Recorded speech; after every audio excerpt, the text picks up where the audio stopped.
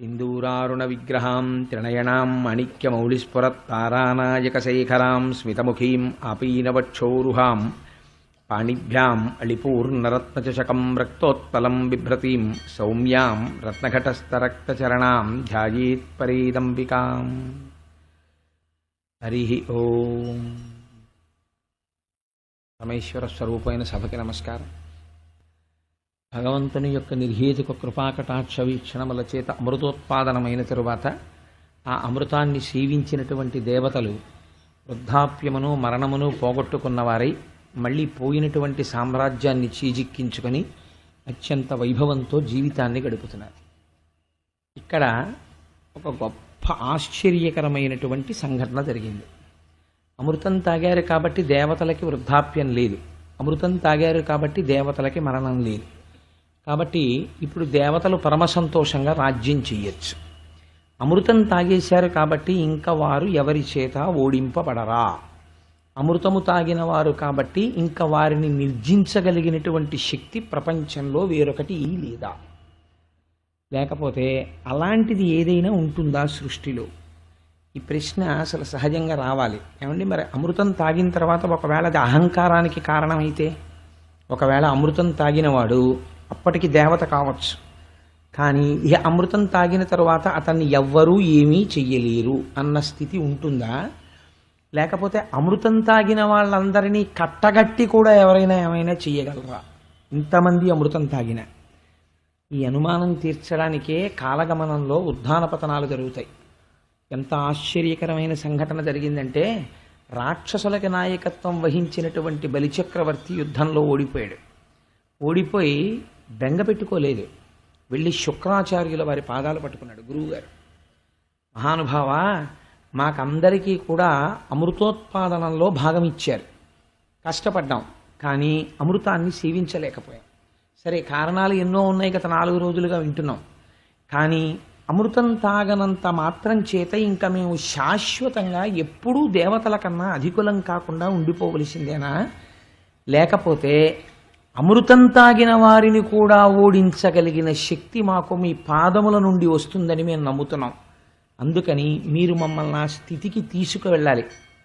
నేను పరిపూర్ణమైన విశ్వాసంతో మీ పాదములు పట్టి ప్రార్థన చేస్తున్నాను అన్నాడు. ఇప్పుడు గురుశక్తి గొప్పదా, అమృతము గొప్పదా అంటే, శుక్రాచార్యుల వారు, ఇప్పుడు నేను నీతో ఒక యాగం చేయిస్తాను, దీన్ని విశ్వజిత్ యాగము అంటారు. యాగమునకు ఫలితం ఎవరివ్వాలండి? విష్ణువే ఇవ్వాలి. అమృతం ఎవరు తాగించారు? విష్ణువే తాగించారు. కాబట్టి ఇప్పుడు గురువు మాట నిజము ఎవరు తేల్చాలి? విష్ణువే తేల్చాలి. కాబట్టి ఇప్పుడు ఏమైంది? ఆ విశ్వజిత్ యాగం నడుస్తోంది.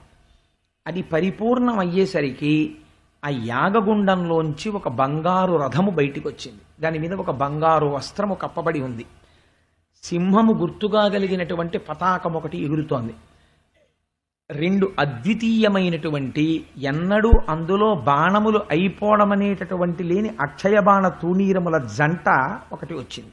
ఒక గొప్ప ధనస్సు వచ్చింది. వీటిని స్వీకరించాడు శుక్రాచార్యుల వారి అనుమతి మేరకు బలిచక్రవర్తి.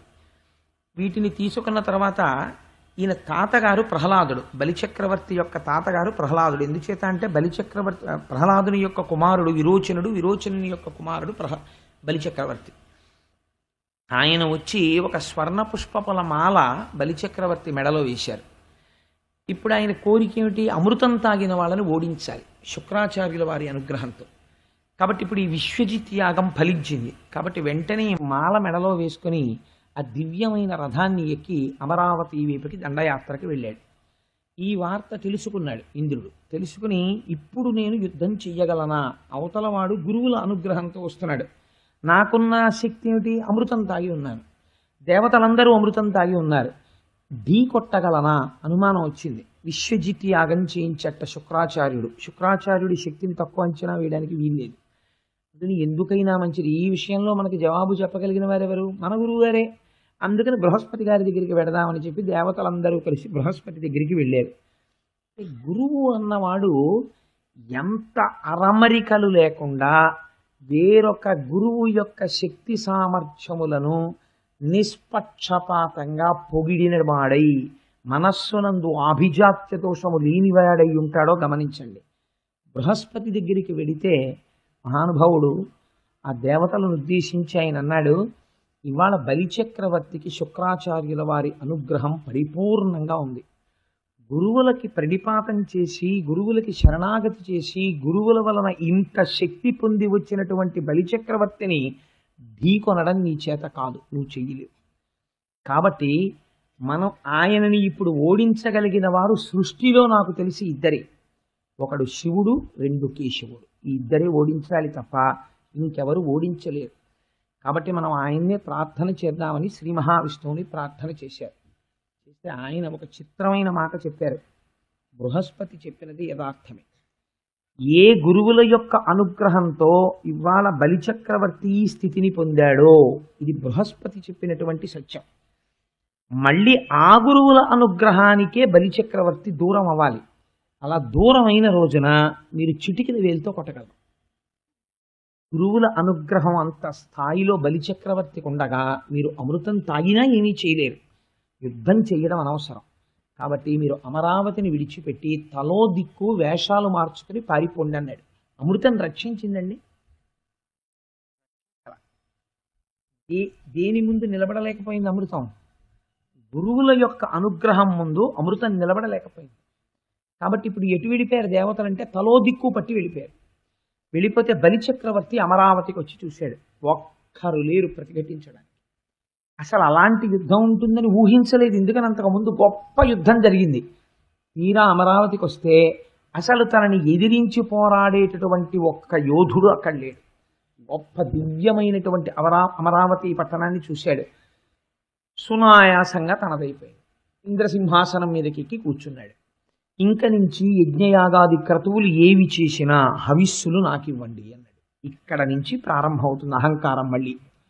కాబట్టి హవిస్సులు నాకే, ఇంద్రాదులకు లేవు. ఎందుకనంటే వారందరూ మారువేషాలలో అరణ్యములు పట్టి పారిపోయారు అన్నాడు.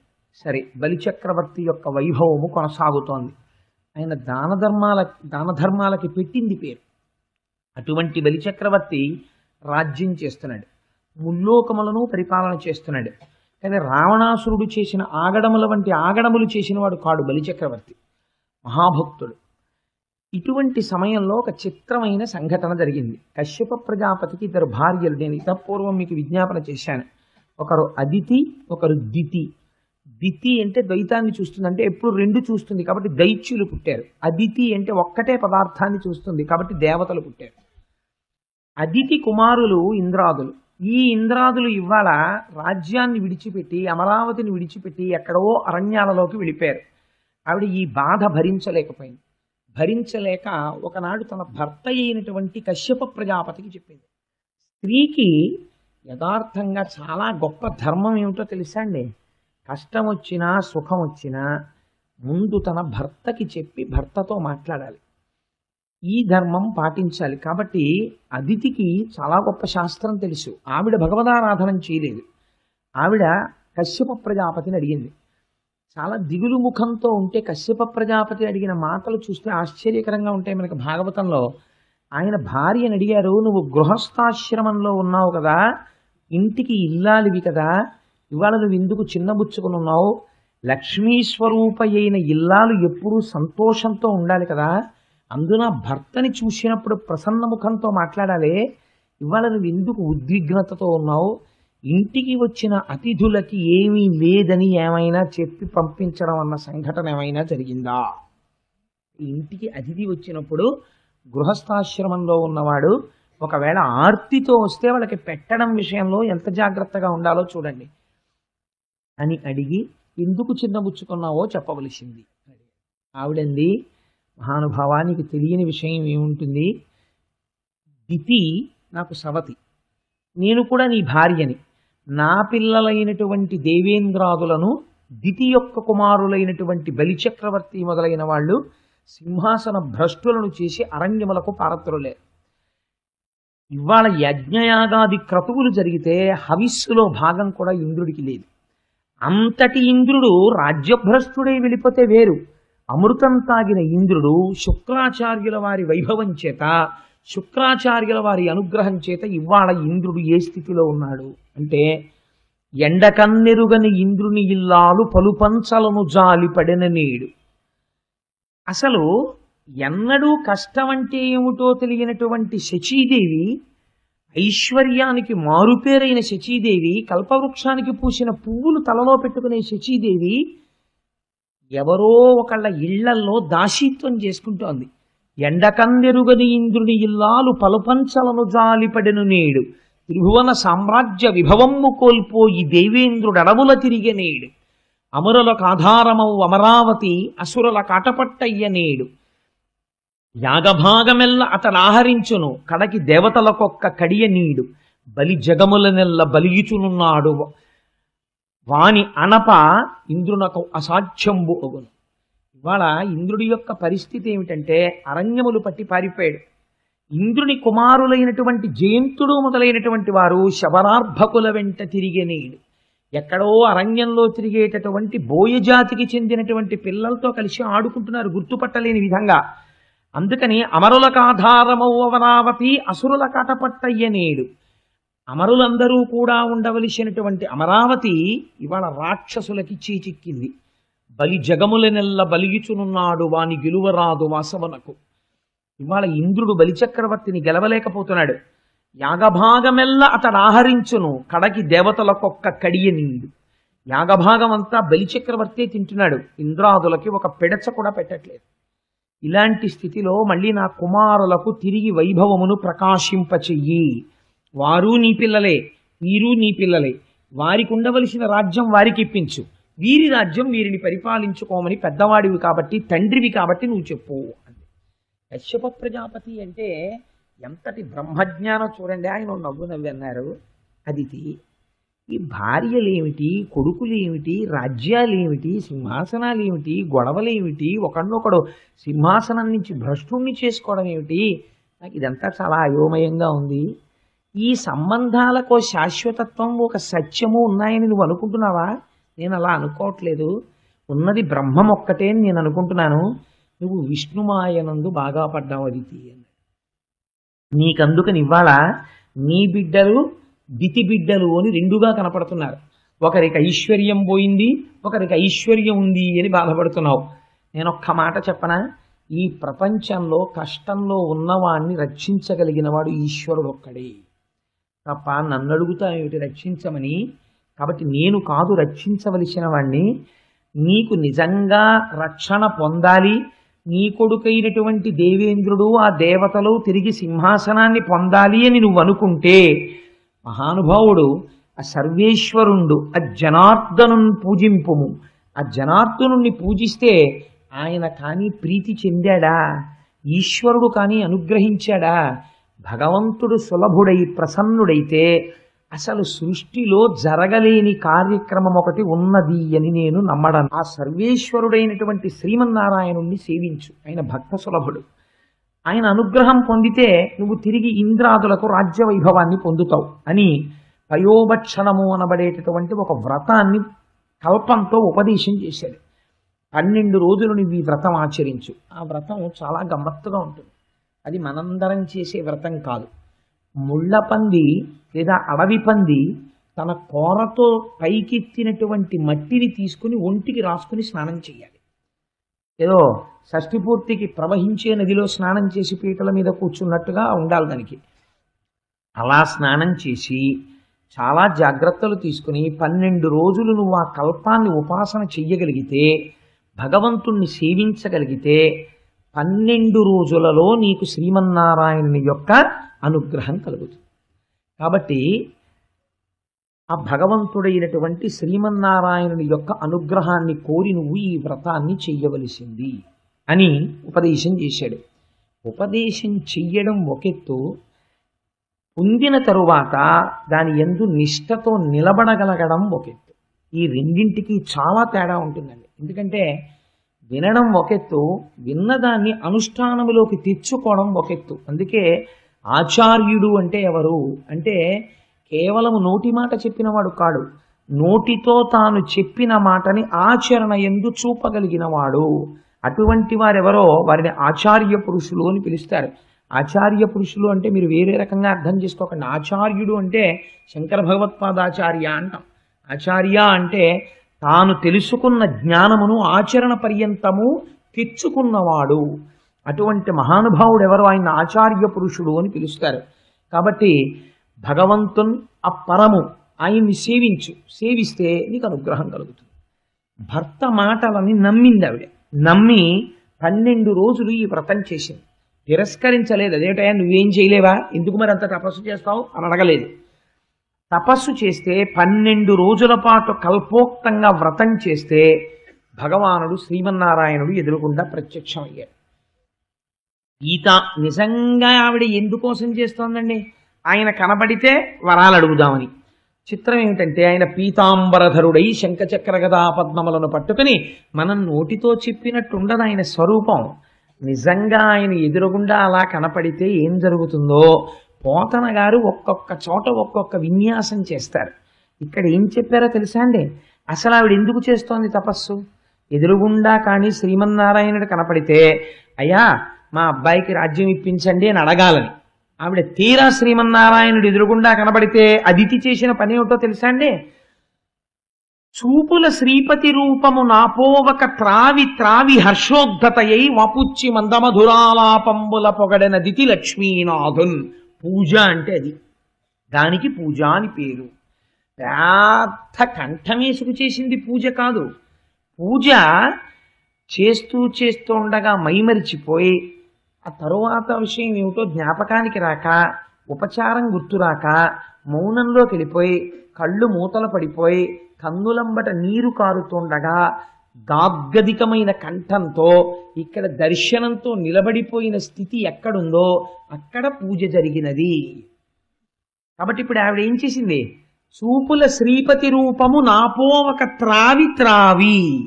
మనం ఈ మాట చాలా గమ్మత్తైన పద్యం తెలుగు సాహిత్యంలో. ఎందుకంటే మీరు ఎప్పుడైనా నాకు ఒక గ్లాసులో పాలు పట్టుకొచ్చి ఇచ్చారనుకోండి, తాగండి అన్నారు అనుకోండి, సాధారణంగా ఏం చేయాలి? నోటితోనే తాగుతుందని. బాగా ఆర్తితో తాగేస్తున్నాడు అనుకోండి, ఏమంటాం? జుర్రుకు తాగేస్తున్నాడండి అంటాం. అంతే తప్ప చాలా బాగుందండి కళ్ళతో తాగేస్తున్నాడు కుదురుతుంది? అది కళ్ళతో తాగుతాడు ఎవడైనా ప్రపంచంలో? కళ్ళతో ఎవడో తాగడు, నోటితో తాగుతాడు. మరి ఒక ఇంద్రియం చెయ్యవలసిన పని ఇంకో ఇంద్రియం చెయ్యడం ఏమిటి అంటే ఆయన దర్శనం అటువంటిది. ఆయన్ని చూడగానే కళ్ళతో జుర్రుకు తాగేసింది ఆవిడ. అంటే ఇప్పుడు ఇక్కడ చూసిన రూపం ఎక్కడికెళ్ళి నిలబడుతోంది? ఇక్కడికెళ్ళి నిలబడుతోంది. ఇక్కడ జుర్రుకున్న పదార్థం ఇక్కడికి వెళ్ళి ఏమవుతోంది? శక్తి అవుతోంది. ఇక్కడ జుర్రుకున్న పదార్థం ఇక్కడికి వెళ్ళి ఏమవ్వాలి? రూపముగా నిలబడి ఉపాసన బలంగా మారాలి, తపస్సుగా. ఇది చేస్తోంది అదితి. అందుకని చూపుల శ్రీపతి రూపము నాపోవక త్రావి త్రావి హర్షోక్తతయై వాపుచ్చి మందమధురాలాపంబుల పొగడన దితి లక్ష్మీనాథున్. గట్టిగా కంఠం రాక ఏం మాట్లాడుతోందో కూడా వినపడకుండా ఏదో గొణుక్కుంటున్నట్టు అలా చూస్తూ ఉండిపోయి, అయ్య బాబోయ్ ఆ కౌస్తుభం ఏమిటి, ఆ ముఖం ఏమిటి, ఆ ఊర్ధపుండ్రాలు ఏమిటి, ఆ కిరీటం ఏమిటని ఏదో గొణుకుతోంది అంతే. ఆ స్తోత్రం ఎవరికి వినపడాలి అంటే అంతటా నిండి నిబిడీకృతమైన వాడెవడో వాడికి ఒకడికే వినపడాలి ఆ స్తోత్రం. ఆఖరణ అడిగాడు ఆయన, నువ్వు ఎందుకు చేశావు ఈ పూజ అని అడిగితే ఆవిడంది, స్వామి నా కొడుకైనటువంటి దేవేంద్రుడు రాజ్యభ్రష్టుడయ్యాడు, బలిచక్రవర్తి రాజ్యాన్ని అపహరించాడు, నా కొడుక్కి రాజ్యం ఇయ్యి అంది. అంటే ఇప్పుడు ఏం చెయ్యాలండి భగవంతుడు? అసలు ఊరికి తీర్చేటప్పుడు ఏం చేయాలి? తథాస్తు నీ కొడుక్కి రాజ్యం ఇప్పిస్తాను అనాలి. ఆయన అలా అనలేదు, వచ్చిన గొడవ. ఆయన అన్నారు, నీ కోడండ్రును నీ కుమారవరులు నీనాథుడు నీవున్ సంశ్లోకింపన్ సుతులున్ పతుల్ సమ్మోదింప రాత్రించరుల్ శోకింపన్ భవదీయ గర్భమున తేజోమూర్తి జన్మించదన్ నాకున్ వెడుక పుట్టు నీ సుతుడనై నర్తించి వర్తింపగా. ఈశ్వరుడు లొంగిపోయాడంతే అదితికి. ఎంత లొంగాడో తెలుసా అండి? అమ్మా నీ కోడండ్రును నీ కుమారవరులు, నీ కొడుకు ఇంద్రుడు, నీ కోడలు శచీదేవి బాధపడుతోందంటున్నావు కదా, వాళ్ళు సంతోషించేటట్టు, నీనాథుడు భర్త మాట నమ్మకంతో విన్నావు కదా, నీ భర్త పొంగిపోయేటట్టు, నీవు సంతోషించేటట్టు నేను తప్పకుండా నువ్వు అడిగిన పని చేస్తాను. కానీ అమ్మ నాకు ఓ కోరిక ఉంది. ఈశ్వరుడు వరం అడుగుతున్నాడు అదితిని. ఇప్పుడు ఎంత ఆశ్చర్యం చూడండి. వరమడగడానికి కూర్చున్న అదితిని నారాయణుడు వరం అడుగుతున్నాడు. ఏమని అంటే, ఎంత స్తోత్రం చేస్తే ఈశ్వరుడు లొంగుతాడు? జానంతో బెత్తలతో లెక్క పెట్టడం కుదరదు. ఇక్కడ నువ్వు పరవశించగలవా? పరవశించగలిగితే ఈశ్వరుడు నిన్ను వరం అడుగుతాడు. ఏమడిగాడు ఆయన? అమ్మా, నాకున్ వేడుక పుట్టు, నీ సుతుడనై నర్తించి వర్తింపగాన్. అమ్మ, నీ కొడుకని అనిపించుకోవాలనుందమ్మా, నీ గర్భవాసం చెయ్యాలనిపిస్తోంది, నీ ఒళ్ళో పడుకోవాలనిపిస్తోంది, నువ్వు పెట్టిన గోరుముద్ద తినాలనిపిస్తోంది. అమ్మా, నీ కొడుకుగా పుడతాను, నన్ను నువ్వు ముద్దుతో ప్రేమతో పెంచుతావా అని అడిగాడు. అడిగితే తెల్లబోయి అది తంది, ఇంతకన్నా భాగ్యమా స్వామి? తప్పకుండా. అంటే ఆయన ఏం చెప్పాడో తెలుసా అండి? నీ భర్తని ఇదే రూపంగా నువ్వు యుద్ధపూర్వం ఎంత భక్తితో ఉన్నావో అలా నీ భర్తని సేవించు. నేను నీ భర్తలోకి ప్రవేశించి ఆయన తేజస్సుగా నీలోకి వస్తానన్నాడు. ఎంత యథాపూర్వకంగా పుట్టాడో చూడండి. ఆమె గర్భమునందు ప్రవేశిస్తే చతుర్ముఖ బ్రహ్మగారు గర్భస్థమైన శ్రీమన్నారాయణుండి స్తోత్రం చేశారు. ఇప్పుడు అదితి గర్భము గర్భాలయమైనది. ఈ స్త్రీ జాతికి ఈ దేశంలో ఉన్న గొప్పతనం. గర్భాలయం అక్కడ ఉండడం కాదు, ఏమో అందుకే రుక్మిణీ కళ్యాణానికి ఎన్ని వేల మంది ఆడపిల్లలు వచ్చినా రుక్మిణీ కళ్యాణానికి ఒక గొప్ప ఉంది. ఏమిటో తెలుసా అండి? మీరేం చేయగలరు? ఆడపిల్లకి ఒక వరుణ్ణి చూడగలరు అంతే. కానీ ఆ పిల్ల గత జన్మలలో చేసుకున్న కర్మ వెంట తరిమితే 3 రకాలుగా వేధిస్తుంది ఆడపిల్లని. 1, సరి అయిన భర్త రాడు, పొరపాటు జరుగుతుంది. 2, వివాహం నాటికి సరి అయిన వాడిగా ఉన్న భర్త దుర్మార్గుడు కావచ్చు తదనంతరము. 3, అకాలమునందు వైధవ్యమును పొందవచ్చు. ఈ 3 లలాటమునందు వ్రాయబడి ఉంటే తండ్రి గుర్తు పట్టలేడు, కూతుర్ని గట్టెక్కించలేడు. హరినాపి హరేనాపి బ్రహ్మణాపి సురైరపి లలాట లిఖితారేఖ పరిమాష్ట్రం నశక్యతే. దాన్ని ఎవ్వరూ మార్చలేరు. ఎవరు మార్చగలరు? సృష్టి మొత్తం మీద ఆడపిల్లకి ఈ 3 రకాల దోషాలు ఉంటే మార్చగలిగిన శక్తి ఉన్న ఏకైక కథ ఏదో తెలుసా అండి? రుక్మిణీ కళ్యాణం ఒక్కటే. అందుకే రుక్మిణీ కళ్యాణానికి టోకెన్లకి లిమిట్ లేదు. ఎంత మంది కన్నెపిల్లలైనా సరే, కన్నెపిల్లలంటే పుట్టిన పిల్లల్ని తాకండి, దానికి ఒక యుక్త వయస్సు రావాలి కదా. వివాహ యోగ్యతకి కనీసం ఒక 16 సంవత్సరములు ఉండాలి. ఎంతమంది ఆడపిల్లలైనా సరే అంతమంది పేరున అక్కడ రుక్మిణీ కళ్యాణం వైభవోపేతంగా చేయించి ఇంతమంది ఆడపిల్లలతోటి రుక్మిణీ కళ్యాణం పద్యాలు చదివించి వాళ్ళని గౌరవించి వాళ్ళకి రుక్మిణీ కళ్యాణం పద్యాలు పంచిపెట్టి వాళ్ళు చదువుకుంటూ ఉంటారు కాబట్టి వాళ్ళకి ఇబ్బంది లేకుండా మార్చి 5న రుక్మిణీ కళ్యాణం పడేటట్టుగా ఏర్పాట్లు చేస్తాం. కాబట్టి నారాయణానుగ్రహం అంటే ఎలా ఉంటుందో చూడండి. అమ్మ, నీ కడుపున పుడతానమ్మా అని అదితి కడుపునందు చేరాడు ఆయన. భాగవతంలో పోతన గారు అన్నారు, ఆవిడ చుట్టూ ఉన్న స్త్రీలు ఆవిడికి వేడుక చేశారట. ఎందుకని? గర్భము నిలబడినది కనుక. సూడిదలు అని కానుకలు ఇస్తారు. అంటే ఇవ్వాలంటే మనకు మర్యాద పోయింది. సూడిదలు అంటే ఏంటంటే మీరు ఎన్ని రకాల స్వీట్లు తెస్తారు అంతే. సూడిదలు అంటే మేము ఎన్ని రకాల స్వీట్లు తేవాలి, అది కాదు సూడిదలు. సూడిదలకి ఒక ప్రత్యేకమైనటువంటి పద్ధతి ఉన్నది. ఆడపిల్లని కూర్చోపెట్టి మంత్రప్రోక్తముగా భర్త ఆ రోజున తలస్నానం చేసి మడిపంచ కట్టుకుని కొన్ని ఆకులు తీసుకొచ్చి మొలతాడు కట్టినట్టుగా భార్య యొక్క గర్భమునకు కడతాడు. ఆ గర్భమునకు దేని వలన ప్రమాదము రాకుండా భర్త అపేక్షిస్తాడు దేవతానుగ్రహాన్ని. దాన్ని సూడిద అని పిలుస్తారు. కానుక, భర్త ఇస్తున్న కానుక, తన తేజస్సు ధరించి తన వంశాన్ని పెంచుతోంది కనుక ఈ శుభవార్త విని ముత్తైదువులందరూ కానుకలు ఇస్తారు, మధుర పదార్థాలు.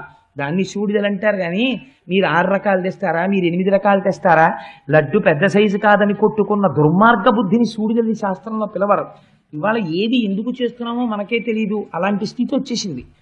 కాబట్టి అలా గర్భమునందు మహానుభావుడు ప్రవేశించాడు. తల శరీరము ఏర్పడుతున్నాయి కాబట్టి గర్భము నిలబడినది. సూడిదలు ఇచ్చారు. ఇచ్చి అదితిని సేవించారు.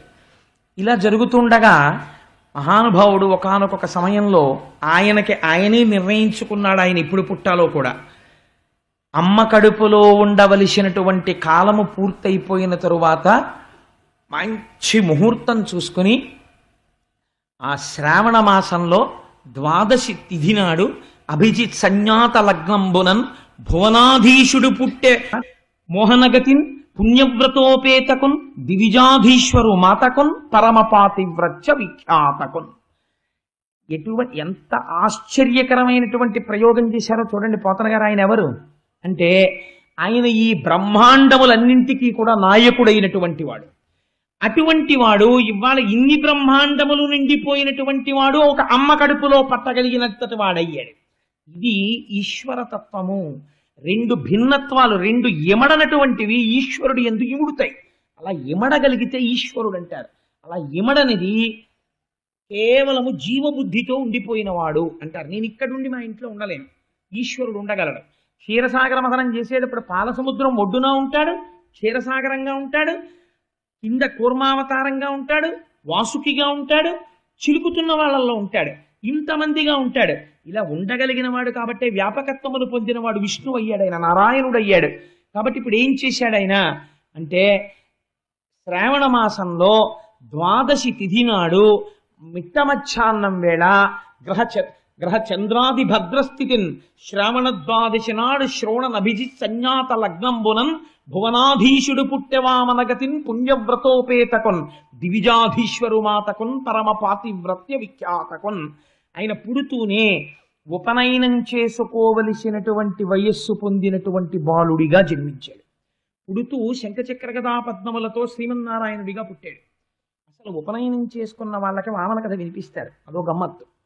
అందుకని ఆ పిల్లవాడు పుడుతూనే కృష్ణ పరమాత్మకి మీరు ఎదర వింటారు, ఎన్ని బాల్య క్రీడలో మహానుభావుడివి. వామనమూర్తికి అలా లేవు. శ్రీమన్నారాయణుడిగా దర్శనమిచ్చాడు చిన్నపిల్లవాడిగా. అదితి స్తోత్రం చేసింది, కశ్యప ప్రజాపతి స్తోత్రం చేశారు. చేసి చెయ్యగానే ఆయన వెంటనే తన రూపాన్ని ఉపసంహారం చేశారు. ఉపనయనం చేసుకునే వయస్సు ఉన్నటువంటి వటువుగా మారిపోయారు, బ్రహ్మచారిగా. అంటే ఓ 8 సంవత్సరముల పిల్లవాడిగా మారిపోయారు. ఇంచుమించుగా మారిపోయేటప్పటికీ చిన్న పిల్లవాడు చక్కగా ఉపనయనం చేసుకునే వయస్సు వచ్చేసింది. కశ్యప ప్రజాపతిని ముందు పెట్టుకుని ఋషులందరూ వచ్చారు. ఆ ఉపనయనం వయస్సు వచ్చేటప్పటికీ ఆ పిల్లవాడిని చూసుకుని పొంగిపోయిందిట. అది పొంగిపోయి, నన్ను కన్న తండ్రి నా పాలి దైవమా నా తపప్పలంబ నా కుమార నాదు చిన్ని ఒడుగ నాకుల దీపక రగదయ్య భాగ్య రాశివగుచు అని పిలిచింది.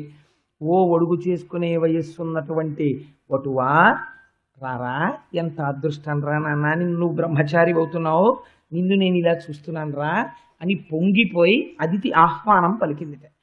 పలికితే కశ్యప ప్రజాపతి ఆయనకి కౌపీనం ఇచ్చారు, లేదా కశ్యప ప్రజాపతి ముంజగడ్డితో చేసినటువంటి మొలత్రాడుని ఇచ్చారు. తల్లి అదితి కౌపీనం ఇచ్చింది. సాక్షాత్తుగా చతుర్ముఖ బ్రహ్మగారు కమండలాన్ని ఇచ్చారు. సరస్వతీదేవి అక్షమాలనిచ్చింది, జపమాలని. సూర్య భగవానుడు ఆదిత్య మండలంలోంచి కిందికి దిగి గాయత్రి మంత్రాన్ని ఉపదేశం చేశాడు. చంద్రుడు చేతిలో పట్టుకునేటటువంటి మోదుగు కర్రతో కూడినటువంటి దండాన్ని ఇచ్చాడు. ఇంతమంది ఇన్ని ఇస్తే కృష్ణాజినంతో కట్టుకునేటటువంటి నల్లటి జింక చర్మం ఒకటి కట్టిస్తారు. ఆ నల్లటి జింక చర్మాన్ని దేవతలు పట్టుకొచ్చి ఇచ్చారు. యజ్ఞోపవీతాన్ని పట్టుకుని దేవతల యొక్క గురువైనటువంటి బృహస్పతి వచ్చాడు. వీళ్ళందరూ ఉపనయన మంత్రాలతో ఈ పిల్లవాడికి సంస్కారాలన్నీ చేశారు. చేసిన తరువాత భిక్షాపాత్రిక నిత్యను యక్షేషుడు వామనునకు అక్షయమనుచున్ సాక్షాత్కరించి పెట్టెను భిక్షునకు భవాని పూర్ణ భిక్ష నరేంద్ర. ఆయనకి సాక్షాత్తుగా కుబేరుడు భిక్షాపాత్రిక నిత్యను, ఉపనయనం చేసుకున్నటువంటి వటువు భిక్షకి వెడతాడు. ఆ భిక్షకి వెళ్ళేటప్పుడు చేతిలో ఒక పాత్ర పట్టుకుని వెడతాడు. అందుకని ఆ భిక్షాపాత్రిక నిత్యను యక్షేషుడు వామనులకు అక్షయమనుచున్ సాక్షాత్కరించి పెట్టాను. ఇప్పుడు అందులో అమ్మ భిక్ష వెయ్యాలి. ఆ పాత్రలో మొదటి భిక్ష వేసే అధికారం అమ్మదే. అలాంటిది మరి ఇప్పుడు ఆయనకెవరు వేయాలి భిక్ష అంటే భవాని పూర్ణ భిక్ష నరేంద్ర. పరమశివుని యొక్క ఇల్లాలైనటువంటి పార్వతీదేవికి భవానీ అని పేరు. భవానీ అని ఆవిడ స్థానీశ్వర పీఠానికి అధిదేవతగా ఉంటుంది. లోకములనన్నిటినీ పోషించే రూపం కాబట్టి భవానీ అని పేరు. అందుకని ఇప్పుడు అమ్మ మొదటి పోషణ చేస్తుంది. అందుకని ఆవిడ తల్లిగా దిగి వచ్చి మొట్టమొదటి భిక్ష ఆ వటువుకి ఇచ్చింది. ఇక్కడ మనకు ఒక గమ్మత్తు ఉంటుంది. ఆనాటి నుంచి ఈనాటి వరకు ఉపనయనానికి ఇదే సంప్రదాయం. ఆనాడు ఏవి ఇచ్చారో ఇప్పటికీ ఉపనయనంలో అవే ఇస్తారు. క్రతువులో మార్పు ఉండదు. ఇవి ఎందుకు ఇస్తారు అంటే పసుపులో ముంచి ఆరవేసినటువంటి బట్ట కట్టిస్తారు పిల్లవాడితోటి 16 రోజుల పండగ వరకు. ఎందుకో తెలుసా అండి అలాగ పసుపులో ముంచిన బట్ట కడతారు? చాలామంది తెలియక ఇవన్నీ అర్థం లేని ఆచారాలండి అంటుంటారు. బృహస్పతి అని దేవగురు ఉన్నారు. ఆయన వల్ల విద్య ప్రకాశిస్తుంది మనకి. ఆ విద్యా ప్రకాశమునిచ్చేటటువంటి గురుగ్రహానికి అత్యంత ప్రీతిపాత్రమైన రంగు పసుపు. జ్ఞానాన్ని ఇవ్వగలిగినటువంటి శ్రీమన్నారాయణుడు పీతాంబరధారి అయి ఉంటాడు. పసుపులో ముంచిన బట్ట కట్టుకు కూర్చుంటే ఒకటి మంగళప్రదం, 2 గాయత్రీ మంత్రోపాసన ఎందు సిద్ధి కలుగుతుంది, తొందరగా జ్ఞానం కలుగుతుంది. ఇతపూర్వం లేని విధంగా 3 పూట్ల స్నానం చేసి సంధ్యావందనం చేస్తాడు. చేసేటప్పుడు ఒంటికి పట్టినటువంటి చెమట చేత చర్మరోగాలు రాకుండా పసుపు కాపాడుతుంది. వైద్యంలో పసుపు క్రిమి సంహారకం. అందుకని పసుపులో ముంచిన బట్ట కడతారు. కట్టి ఆ పిల్లవాడికి చేతిలో మోదుగ కర్రతో చేసినటువంటి దండం చేతిలో పెడతారు. ఇవాళ మనం ఎందుకు పట్టుకుంటున్నాం మనకే తెలియదు. కర్ర పట్టుకుంటే వెంటనే మనిషిలో ఒక వ్యగ్ర బుద్ధి ఏర్పడుతుంది. కర్ర చేతిలో పట్టుకు కాసేపు కూర్చున్నాడు అనుకోండి, దేన్నో దాన్ని ఇలా ఇలా కాసేపు కొట్టాలనిపిస్తుంది. అలా కొట్టడం మొదలెట్టాక ఏదో జంతువుని కొట్టాలనిపిస్తుంది, మనుషుల్ని కొట్టాలనిపిస్తుంది. ఓసారి అయితే రామాయణంలో చెప్పాను ఈ కథ, మీకు గుర్తుందో లేదో, ఒక మహాతపస్వి హంతకుడైపోయాడు. ఒక కర్ర ఇచ్చి వెళ్ళిపోతాడు, ఒక కత్తి ఇంద్రుడు. కాబట్టి ఆ కర్ర మనిషిని పాడు చేసేస్తుంది.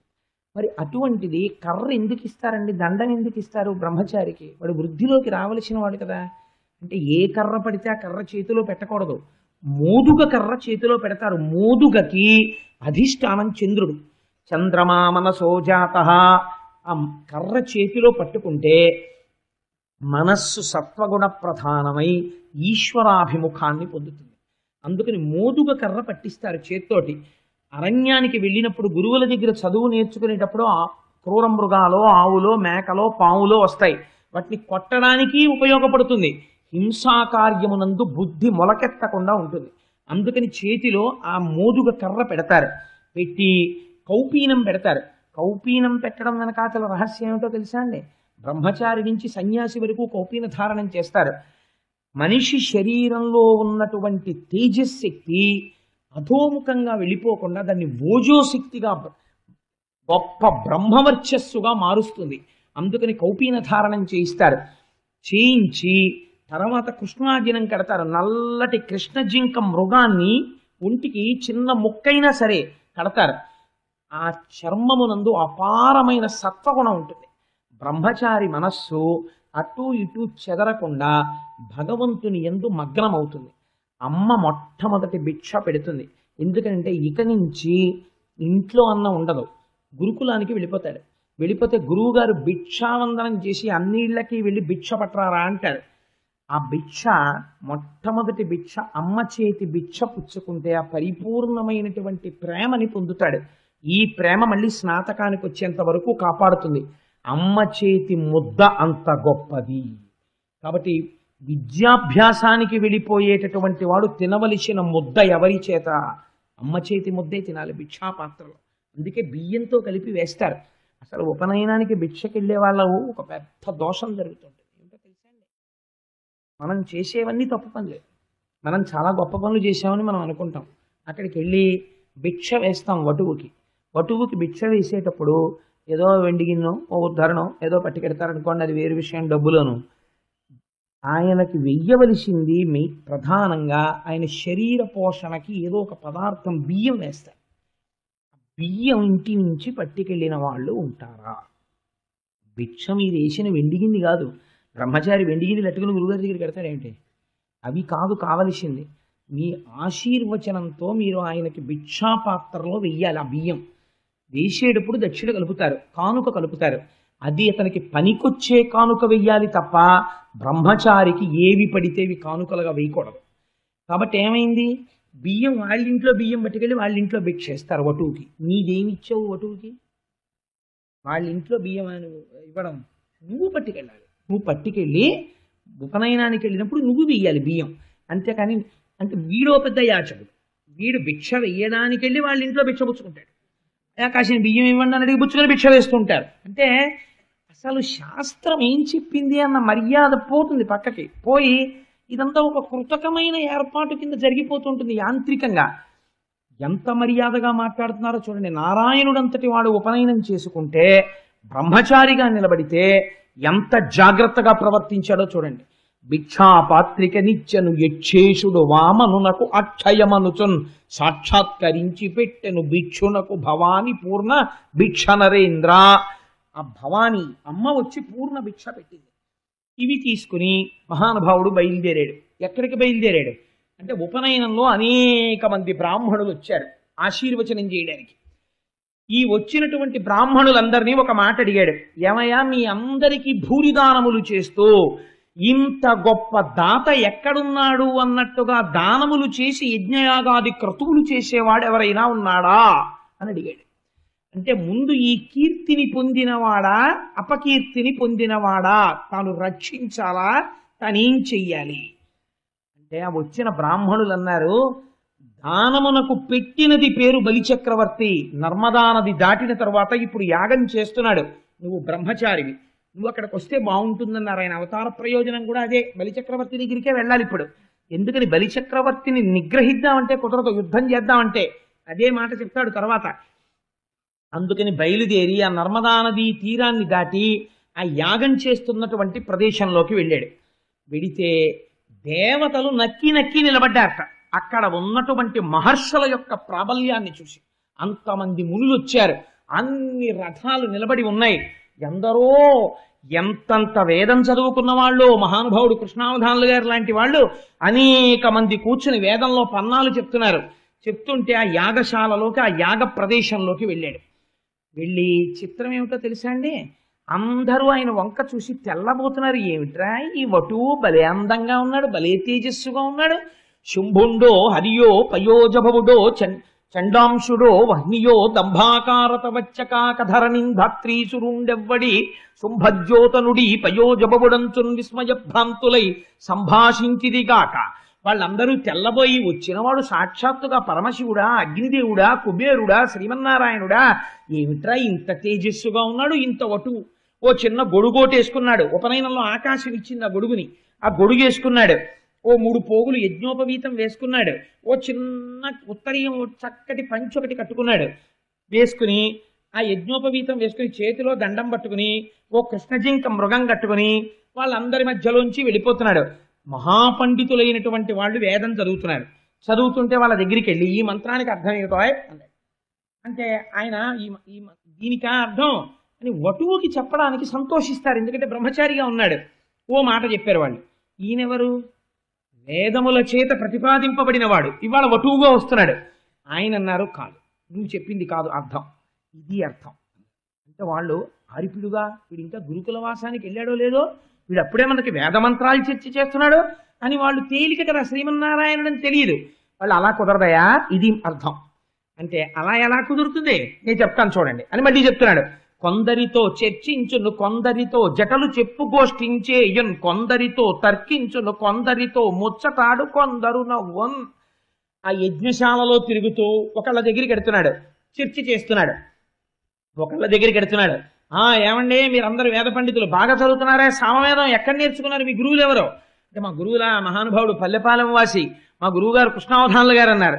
అబ్బో మహానుభావుడు గొప్ప వేద పండితుడయా, ఆయనకి నమస్కారం. ఇంకొకళ్ళ దగ్గరికి వెళ్ళారు. వాళ్ళు జట చెప్తున్నారు. మనం చెప్పారు కదా సుబ్రహ్మణ్య శర్మ గారు, ఆ జట చెప్తుంటే వాళ్ళ దగ్గరికి వెళ్ళి చాలా బాగుంటుంది ఆ జట, నేను చెప్తానని కూర్చుని వాళ్ళతో పాటు జట చదువుతున్నాడు. ఏమిట్రా ఈ బ్రహ్మచారి, నిన్న ఉపనయనమైంది, పొద్దున్న ఉపనయనమైంది, మధ్యాహ్నానికి వచ్చాడు, మెళ్ళో ఇంకా అలాగే ఉంది, పసుపు బట్టలు కట్టుకుని ఉన్నాడు, ఏమిటి ఇన్ని చెప్పేస్తున్నాడు ఈ పిల్లాడని వాళ్ళందరూ తెల్లబోయి చూస్తున్నారు. అలా కొందరితో చర్చించును కొందరితో జటలు చెప్పుగోష్ఠించేయున్ కొందరితో తర్కించును కొందరితో ముచ్చటాడు కొందరు నవ్వన్. కొందరిని చూసి నవ్వుతున్నాడు. బాగున్నారా అంటున్నాడు. ఈ పిల్లాడి తేజస్సు చూసి అక్కడ పిల్లలు చూడండి, ఇందాక భగవద్గీత జరుగుతుంటే ఈ ముందు కూర్చున్న వాళ్ళు చాలా మంది వాళ్ళని చూసి ఓ నవ్వేసి ఇలా ఇలా ఇలా ఇలా మురిసిపోతున్నట్లు ఆ పిల్లాన్ని చూసి ఆయన తేజస్సు చూసి వాళ్ళందరూ పొంగిపోయి మురిసిపోయి అబ్బో ఎంత బాగున్నాడో అని. ఇంత వేదం చెప్పేవాళ్ళు ఓసారి ఆపేసి ఆయన్ని చూసి నవ్వుతున్నారు. నవ్వుతుంటే సంతోషంగా అక్కడి నుంచి బయలుదేరి ఎక్కడున్నాడు బలిచక్రవర్తి అని అడిగాడు. అదిగోనండి అక్కడ కూర్చుని ఉన్నారు వేదిక మీద అన్నారు. వెళ్ళాడు. బలిచక్రవర్తి తన భార్య వింధ్యావళితో కూర్చుని ఉన్నాడు. గబగబా దగ్గరకు వెళ్ళాడు. వెళ్ళేటప్పటికి చూశాడు బలిచక్రవర్తి. అమ్మ బాబోయ్ ఏమిటో ఈ చిచ్చర పిడుగులా ఉన్నాడు ఈ పిల్లాడెవరో, వటువు బ్రహ్మచారి, ఇంత తేజస్సుతో వచ్చేస్తున్నాడు అనుకున్నాడు. అంత దూరం నుంచే చూశాడు. తాను బ్రహ్మచారి, రాజుకు ఆశీర్వచనం చేయొచ్చు.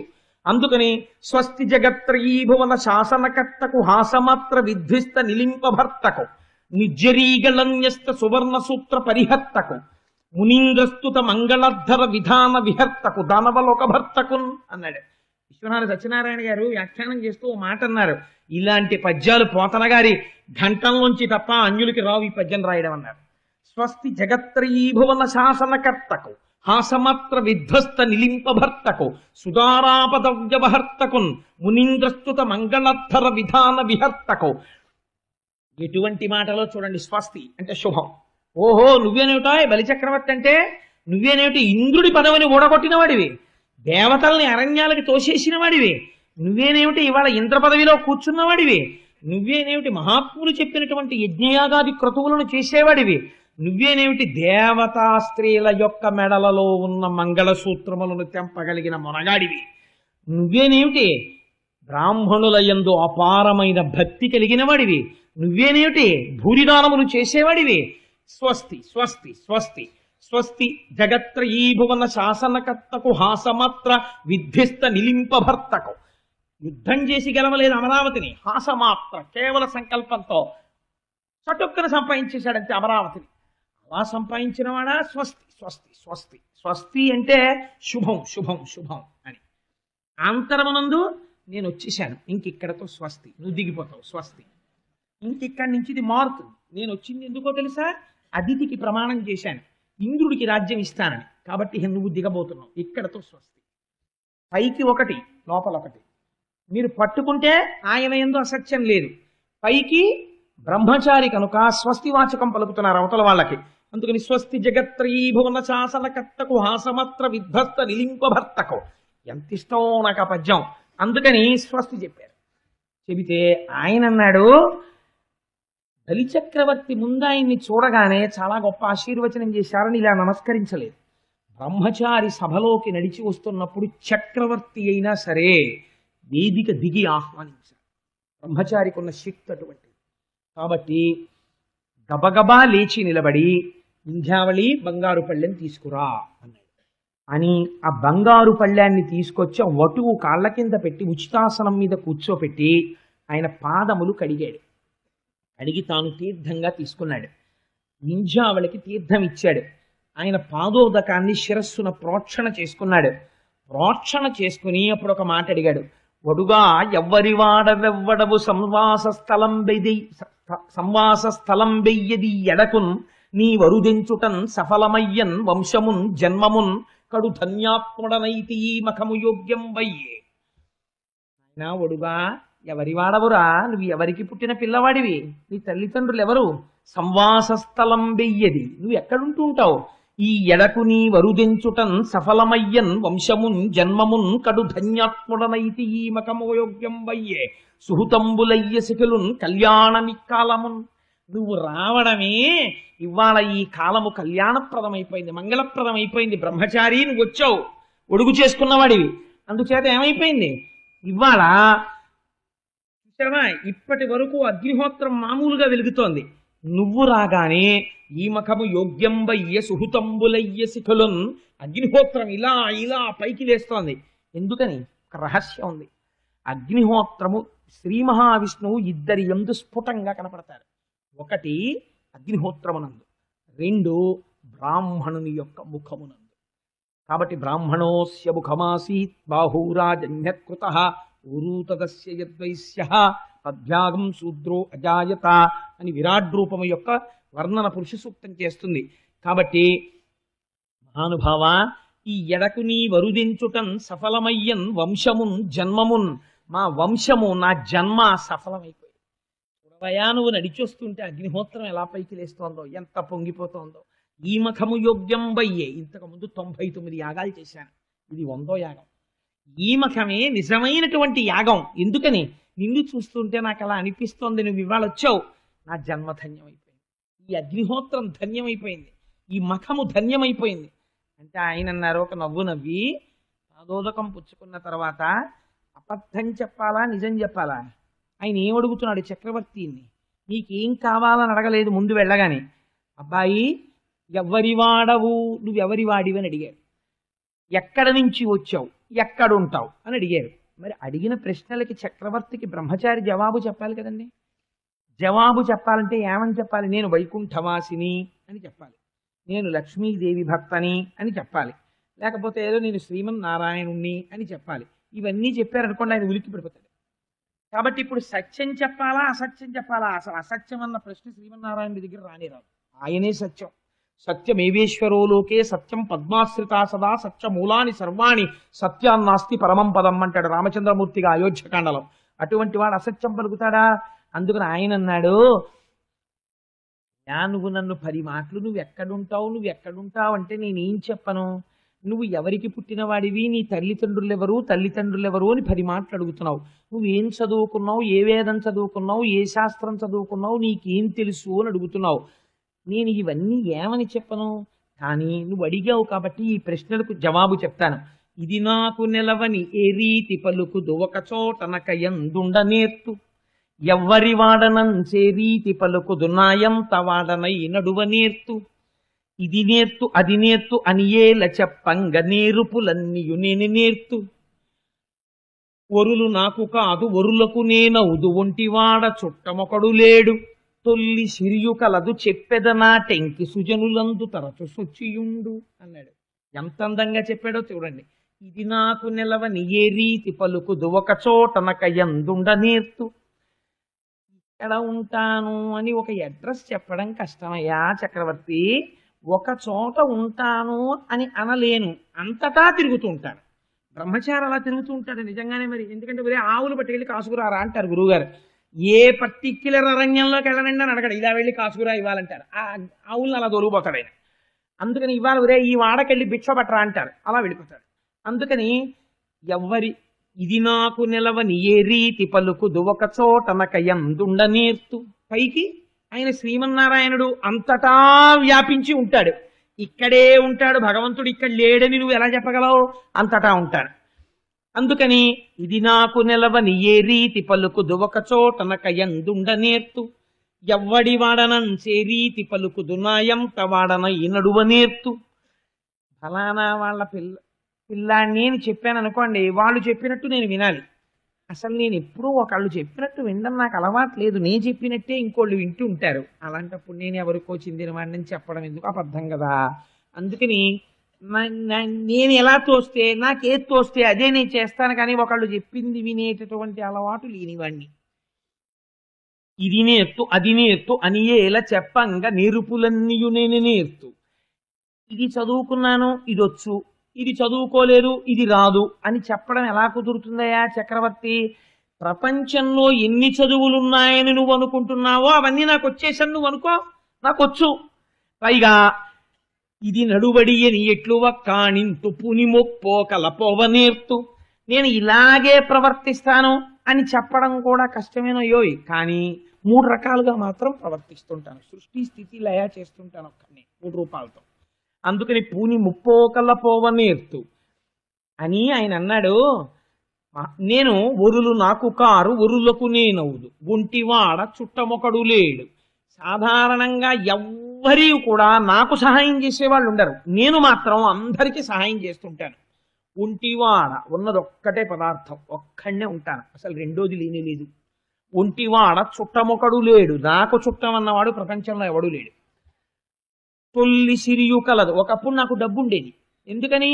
ఎవరికో పిల్లాడిగా ఉన్నప్పుడు డబ్బులు ఉండేవి, కానీ ఇప్పుడు ఎలా ఉన్నాడు? బ్రహ్మచారిగా ఉన్నాడు. బ్రహ్మచారి నాకు ఇది ఉంది అని చెప్పుకోవడం కుదరదు, మళ్ళీ స్నాతకం వరకు అర్థమే చూసుకోకూడదు బ్రహ్మచారి. మరి అలాంటప్పుడు ఎలా కుదురుతుంది? అందుకని తొల్లి సిరియు కలదు చెప్పెదనాటెంకి సుజనులందు తరచు సొచ్చియుండు. బ్రహ్మచారి ఎక్కడ మంచి మాట వినపడితే అక్కడ వినాలి. అందుకని సుజనులందు మంచి వాళ్ళ దగ్గర నా బుర్ర తిరుగుతూ ఉంటుంది. కాదు కాదు, ఎవరు నన్ను కోరుకుంటుంటారో అలాంటి వాళ్ళ దగ్గర నేను తిరుగుతూ ఉంటాను అని చెప్పాడా అంటే చెప్పాడు, చెప్పలేదా అంటే చెప్పలేదు. అంత అందంగా చెప్పాడు ఆ వటువు. చెప్తే ఆయన అన్నాడు, అసలు ఇంత అందమైన మాటలు ఈ పిల్లాడు పుట్టాక నేర్చుకున్నాడా, పుట్టక ముందే నేర్చుకున్నాడా, ఈ వామనుడి బొజ్జలో ఎన్ని మాటలు ఉన్నాయో అన్నాడు. పాపం ఆ చక్రవర్తి పొంగిపోయాడు. పొంగిపోయి, పిల్లవాడా నిన్ను చూస్తుంటే నాకు ఎంత ఆనందంగా ఉందోరా, నువ్వు వటువువి, బ్రహ్మచారివి, నీకు ఏదో ఒక కానుక ఇవ్వాలి నేను చక్రవర్తిని కాబట్టి కోరుకో. వరచేలములో మాడలో ఫలములో వన్యంబులో గోవులో హరులో రత్నములో రథములో విమృష్టాన్నమో కన్యలో కరులో కాంచనమో నికేతనములో భూములో నీకేం కావాలి? ధరణీఖండమో కాకయేమడిగెదో ధత్రీ సురేంద్రోత్తమ, ఈ భూమి మీద పుట్టినటువంటి అద్భుతమైన బ్రహ్మచారి నీకేం కావాలడుగు. వరచేలములో మాడలో ఫలములో వన్యంబులో గోవులో హరులో రత్నములో రథములో విమృష్ణాన్నమో కన్యలో కరులో కాంచనమో నికేతనములో వన్యంబులో భూములో ధరణీఖండమో నీకేం కావాలి? ధనం ఇమ్మంటావా, గోవులు ఇమ్మంటావా, కన్యలు ఇమ్మంటావా, రథాలు ఇమ్మంటావా, బంగారం ఇమ్మంటావా, వజ్రాలు ఇమ్మంటావా, భూమి ఇమ్మంటావా, రాజ్యంలో భాగం ఇమ్మంటావా, అరణ్యాలు ఇమ్మంటావా, లేకపోతే నీకు కావలసినటువంటి పరికరాలు ఇమ్మంటావా, చీరలు కావాలంటావా, పంచెలు కావాలంటావా, పట్టు వస్త్రాలు కావాలంటావా, ఆభరణాలు కావాలంటావా? నేను బలిచక్రవర్తిని, నేను ఏదైనా ఇవ్వగలిగిన సమర్థుణ్ణి, అడుగు నీకు ఇచ్చేస్తాను. ఆయన అన్నాడు నవ్వు నవ్వి, ఎంత గొప్ప మాట అన్నావోయ్ బలిచక్రవర్తి, నాకేది కావాలంటే అది నువ్వు ఇస్తావా? ఎవరండి ఆయన? ఇవ్వగలిగిన శక్తిని ఇవ్వగలిగిన వాడు ఆయన, లక్ష్మీపతి. ఆయనకి ఈయన ఇస్తానంటున్నాడు. ఆయన అన్నాడు, వ్యాప్తిం పొందకవగవక ప్రాప్తంబగు లేశమైన 10,000 నుచున్ తృప్తించందని మనుజుడు సప్తద్వీపములనైన చక్కంబడునే. చక్రవర్తి, దొరికిన దానితో తృప్తి పడినవాడు పొందినటువంటి ఆనందం దొరకని దాని కోసం పరిగెత్తేవాడు, అత్యాశతో పరిగెత్తేవాడికి ఉండదయా. అందుకని నేను అల్పమునకు సంతోషించేవాడిని. నిజమే కదండి. ఆయన్ని ఆనందంగా ప్రేమించి ఒక్క తులసి దళం ఆయన పాదం మీద వేస్తే చాలు. ఏకేన తులసి మాత్రదలేనాపి నరోత్తమ పూజయేద్ భక్తిభావేనా తంరక్షామితి మత్పణ అంటాడు వరాహపురాణంలో. ఒక్క తులసి దళం నా పాదాల మీద ఎవరేస్తున్నారో వాళ్ళ వెంట నేను పరిగెడుతున్నాను అంటాడు. కాబట్టి నాకు నువ్వివ్వగలిగినదేమిటి? నేను తృప్తి పొందేవాణ్ణి. అయినా కూడా నువ్వు అడిగావు కదా, ఏదో ఒకటి పుచ్చుకో, ఏదో ఒకటి పుచ్చుకో అంటున్నావు కదా. ఒంటివాడ నాకు 1-2 అడుగుల మెరయిమ్ము నేను మెరయొల్ల. నువ్వు నాకు ఇవ్వవలసినటువంటిది అంటూ ప్రపంచంలో ఉంటే ఒక్కటే, ఏమిటో తెలుసా? ఒంటివాడ నాకు 1-2 అడుగుల మెరయిమ్ము నేను మెరయొల్ల. నువ్వు నాకు 1-2 అడుగులి. ఎంత గమ్మత్తుగా అడిగాడో చూడండి. చాలా మంది దీన్ని కూడేసి 3 అడుగులు ఇమ్మన్నాడు బలిచక్రవర్తి అని అడుగుతారు. అలా అడగలేదు ఆయన. అడిగేటప్పుడు వామనావతారంలో బలిచక్రవర్తి అని అడిగింది చాలా గమ్మత్తుగా అడిగాడు. రామాయణంలో కైక నవపంచచ వర్షాణి అని 9-5 చెయ్యాలి రాముడు అరణ్యవాసం అని అడిగినట్టు ఇక్కడ ఒంటివాడ నాకు 1-2 అడుగుల మెరయిమ్ము నేను మెరయొల్ల. నువ్వు కానీ నాకు ఇచ్చేసావా 3 అడుగులు, దాంతో ఏం చేస్తానో తెలుసా? 1-2 అడుగులు ఇస్తే దాంతో బ్రహ్మ కూకటి ముక్తెద ధనకుతుక సాంద్ర ధనవేంద్ర. నాకు ఈ 3 అడుగులు, 1 అడుగు 2 అడుగులు ఈ చూపిస్తాను. 2 అడుగులతో 1 అడుగుతో ఊర్ధ్వలోకాలు కొలుస్తాను, 1 అడుగుతో అధోలోకాలు కొలుస్తాను. ఊర్ధ్వ అధోలోకములను కొలిచేసి 3వ అడుగు పెట్టడానికి నిన్ను మళ్ళీ చోటు అడుగుతాను. అందుకని 1-2 అడుగుల మెరయిమ్ము నేను మెరయు. నువ్వు కానీ నాకు 1-2 అడుగులు ఇచ్చాను అను, నేను బ్రహ్మానందాన్ని పొందేస్తాను. ఈ బ్రహ్మాండం అంతా నిండిపోతాను. అబద్ధం ఆయన చెప్పట్లేదు, ఆయన ఉన్న మాట చెప్తున్నారు. చెప్తుంటే ఈయనన్నాడు, ఏమిటో పిల్లవాడివి, నీకు అడగడం కూడా చేత కాదురా అయ్యా. వటువి, అసలే వామనుడివి. పోని వటు అని పోని పొడుగ్గా ఉంటే వేరు, పెద్ద పెద్ద కాళ్ళతో ఏదో 3 అడుగులు కొలుచుకుంటావు అనుకోవచ్చు. భూమికి జానెడు ఉన్నావు ఇంత వటువి, నీకు చూస్తే ఓ పెద్ద గొడుగు. నువ్వు 3 అడుగులు కొలుచుకోమంటే ఏమిటి కొలుస్తావు? 3 అడుగులు ఎంత వస్తుంది? నేనా బ్రహ్మాండములన్నింటినీ జయించిన వాడిని, 3 అడుగులా నీకు ఇవ్వడం నిన్ను చూస్తే ముచ్చటేసేస్తోందిరా. ఇంకేమన్నా అడగరా? చేలములో మాడలో ఫలములో వన్యంబులో గోవులో నేను ఇస్తానన్నాడు. ఆయన అన్నారు, అలా అడగకూడదయా బ్రహ్మచారి. గొడుగో జన్నిదమో కమండలయో ముంజియో నాకున్ దండమో నేను బ్రహ్మచారిని. బడుగున్ నేనెక్కడ కరుల్ కాంచనంబులెక్కడ. ఎంత గొప్పగా అంటారంటే ఆయన ఆశ్రమ ధర్మాన్ని పాటించాడు. గొడుగో జన్నిదమో కమండలయో నాకున్ ముంజియో దండమో వడుగేనెక్కడ కరుల్ కామాక్షులశ్వంబులెక్కడ నిత్యోచిత కర్మమెక్కడ మదాకాంక్షితంబైన మూడడుగుల్ మేరయ త్రోవకిచ్చుటది బ్రహ్మాండంబు నా పాలికి. ఇవన్నీ ఇస్తానంటావేమిటయా బలిచక్రవర్తి? అలా అడగకూడదు.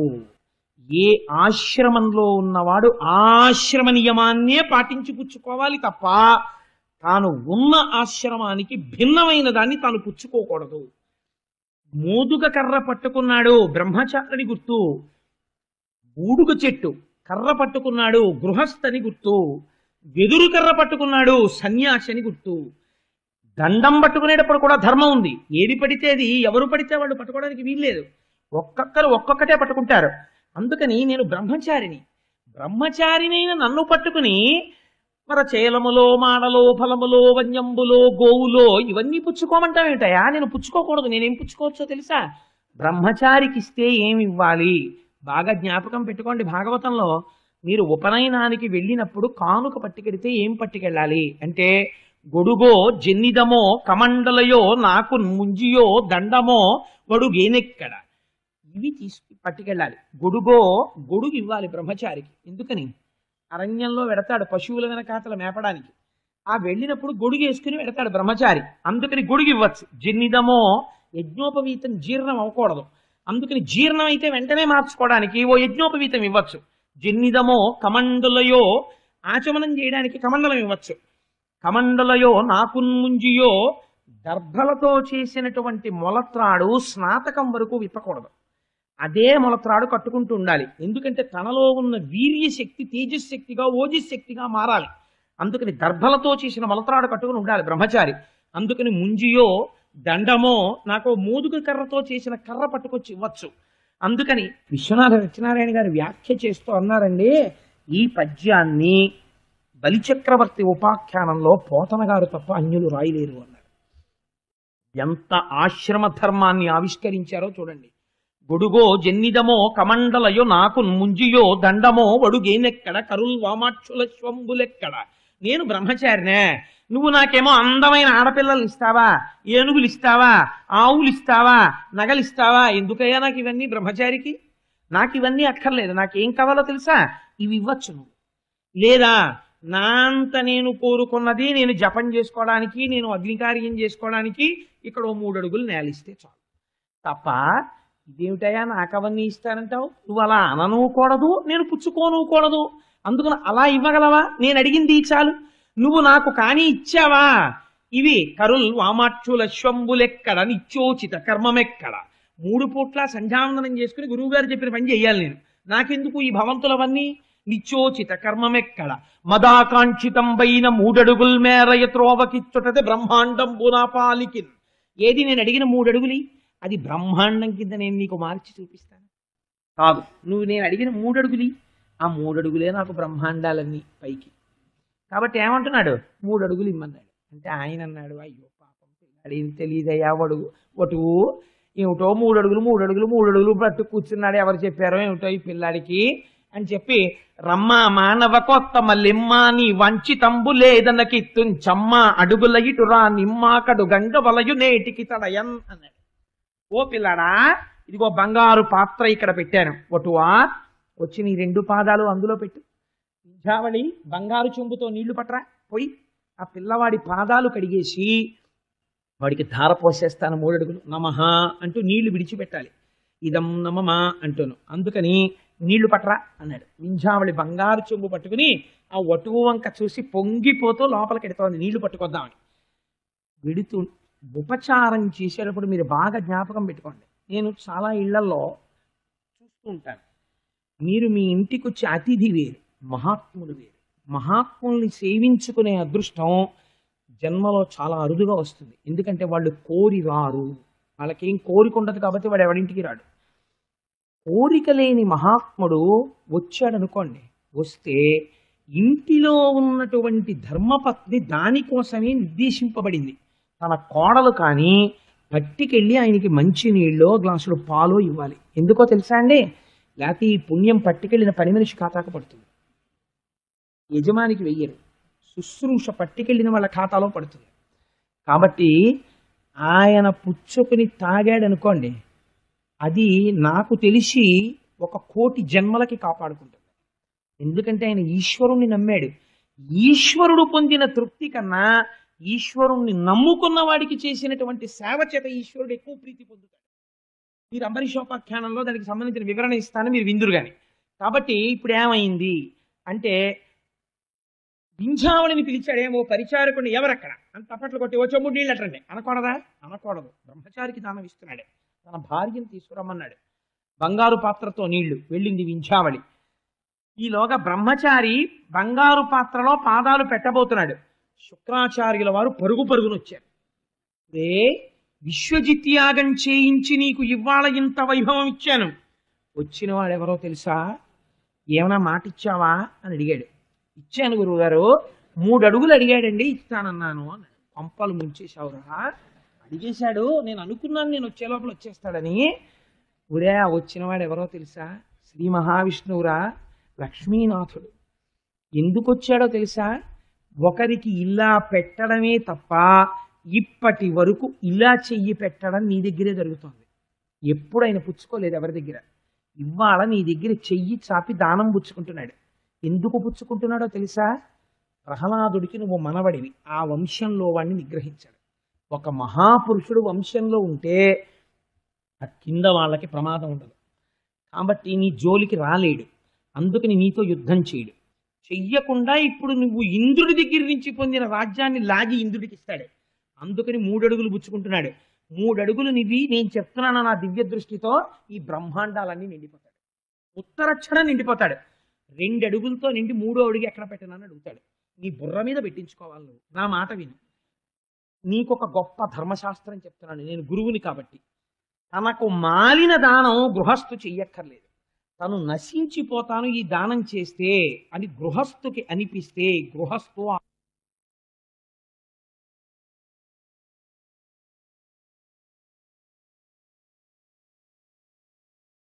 మాట ఇచ్చినా తప్పవచ్చు. అయినా నేను నీకు ఇంకొక మాట కూడా చెప్తున్నాను. వారిజక్షులందు వైవాహికములందు ప్రాణవిత్తమాన భంగమందు జకిత గోకుల గ్రజన్మరక్షణమందు బొంకవచ్చు అఘము పొందడధిప. శుక్రాచార్యుల వారి నీతి రాక్షస నీతి చెప్పాడు ఆయన. ఆయన ఏం చెప్పాడంటే వారిజక్షులందు వైవాహికములందు. శుక్రాచార్యుల వారు చెప్పారు కదండి మేము చేస్తున్నాం అనకండి, అది ప్రాణభయంతో ఉన్నప్పుడు రాక్షస నీతిగా చెప్పాడు ఆయన. వారిజక్షులందు ఆడవాళ్ళ విషయంలో అబద్ధాలు చెప్పచ్చు. నేను మళ్ళీ చెప్తున్నాను, ఇది మనందరి కోసం కాదు. వైవాహికములందు వివాహంలో అబద్ధం చెప్పచ్చు. వారిజక్షులందు వైవాహికములందు ప్రాణ విత్త మాన భంగమందు, ప్రాణం పోయేటప్పుడు, డబ్బులు పోయేటప్పుడు, మానం పోయేటప్పుడు అబద్ధం చెప్పచ్చు. జకిత గోకుల అగ్రజన్మరక్షణమందు, గోవుల విషయంలో బ్రాహ్మణుల్ని రక్షించడం విషయంలో అబద్ధం చెప్పచ్చు. జికిత గోకుల అగ్రజన్మరక్షణమందు బొంకవచ్చు నఘము పొందడధిప, అబద్ధం చెప్పచ్చు, దానివల్ల పాపం రాదు. అందుకని ఇస్తాను అన్నానంటున్నావు కదా, మళ్ళీ ఓ మాట చెప్పు, నేను ఇవ్వను 3 అడుగులు అను. 3 అడుగులు ఏంటో 1 అడుగు కూడా ఇవ్వకు, ప్రమాదం. నేను ఇవ్వను అని చెప్పి లేచి లోపలికి వెళ్ళిపో, నేను చెప్తున్నాను. లేదా దరిద్రుడు అయిపోతావు. ఉత్తర క్షణంలో ఇలా చాపిన వాడు ఐశ్వర్యవంతుడవుతాడు, నువ్వు ఇలా పెట్టిన వాడివి దరిద్రుడి వైపోయి నిలబడిపోతావు. ఆయన అలా చేసేయగలడు, 1 క్షణంలో మార్చేస్తాడు, రాజుని తరాజుని చేస్తాడు. నమ్మకు, వెళ్ళిపో అన్నాడు. అంటే ఈయనన్నాడు, ఆయన వంక చూసి ఎంత మాట అన్నారండి, లక్ష్మీనాథుడైన వాడొచ్చి నా దగ్గర చెయ్యి చాపాడని మీరే చెప్తున్నారు.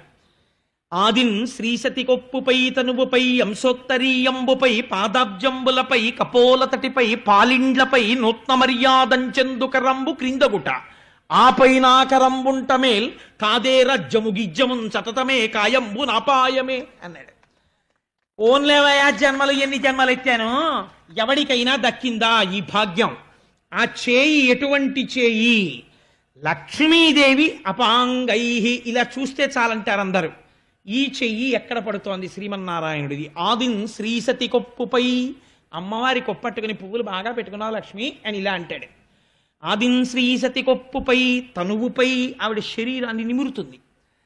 తనువుపై అంశోత్తరీయంబుపై ఒక్కొక్కసారి ఆవిడ పవిట పట్టుకుని ఆడుకుంటాడు. గజేంద్ర మోక్షంలో ఆడుకున్నాడు. అంశోత్తరీయంబుపై పాదాబ్జంబులపై ఒక్కొక్కసారి ఆవిడ పాదాలు పట్టుకుంటాడు.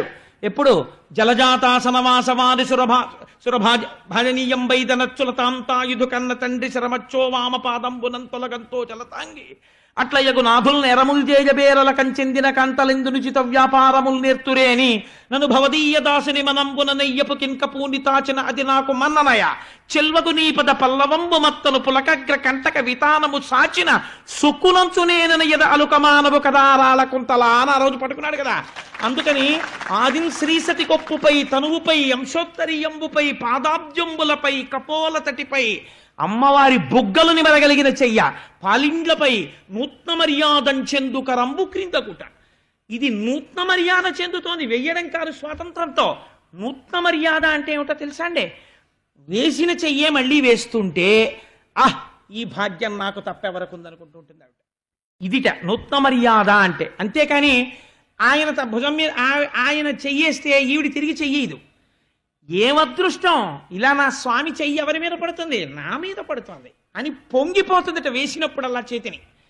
అలా లక్ష్మీదేవిని పొంగిపోయేటట్టు చెయ్యగలిగిన చెయ్య ఇన్ని కోట్ల మంది ఏ తల్లి అనుగ్రహానికి చూస్తున్నారో ఆ తల్లి ఆ చెయ్యి పడితే పొంగిపోయే చెయ్యి, దేవదానవుల్ని శిక్షించిన చెయ్యి, భక్తుల కోర్కెలు తీర్చిన చెయ్యి, ఎందరో దానవులను సంహరించిన చేయి, సుదర్శన చక్రమునకు అలవాలమైన చేయి, పాంచజన్యమును పట్టుకునే చేయి.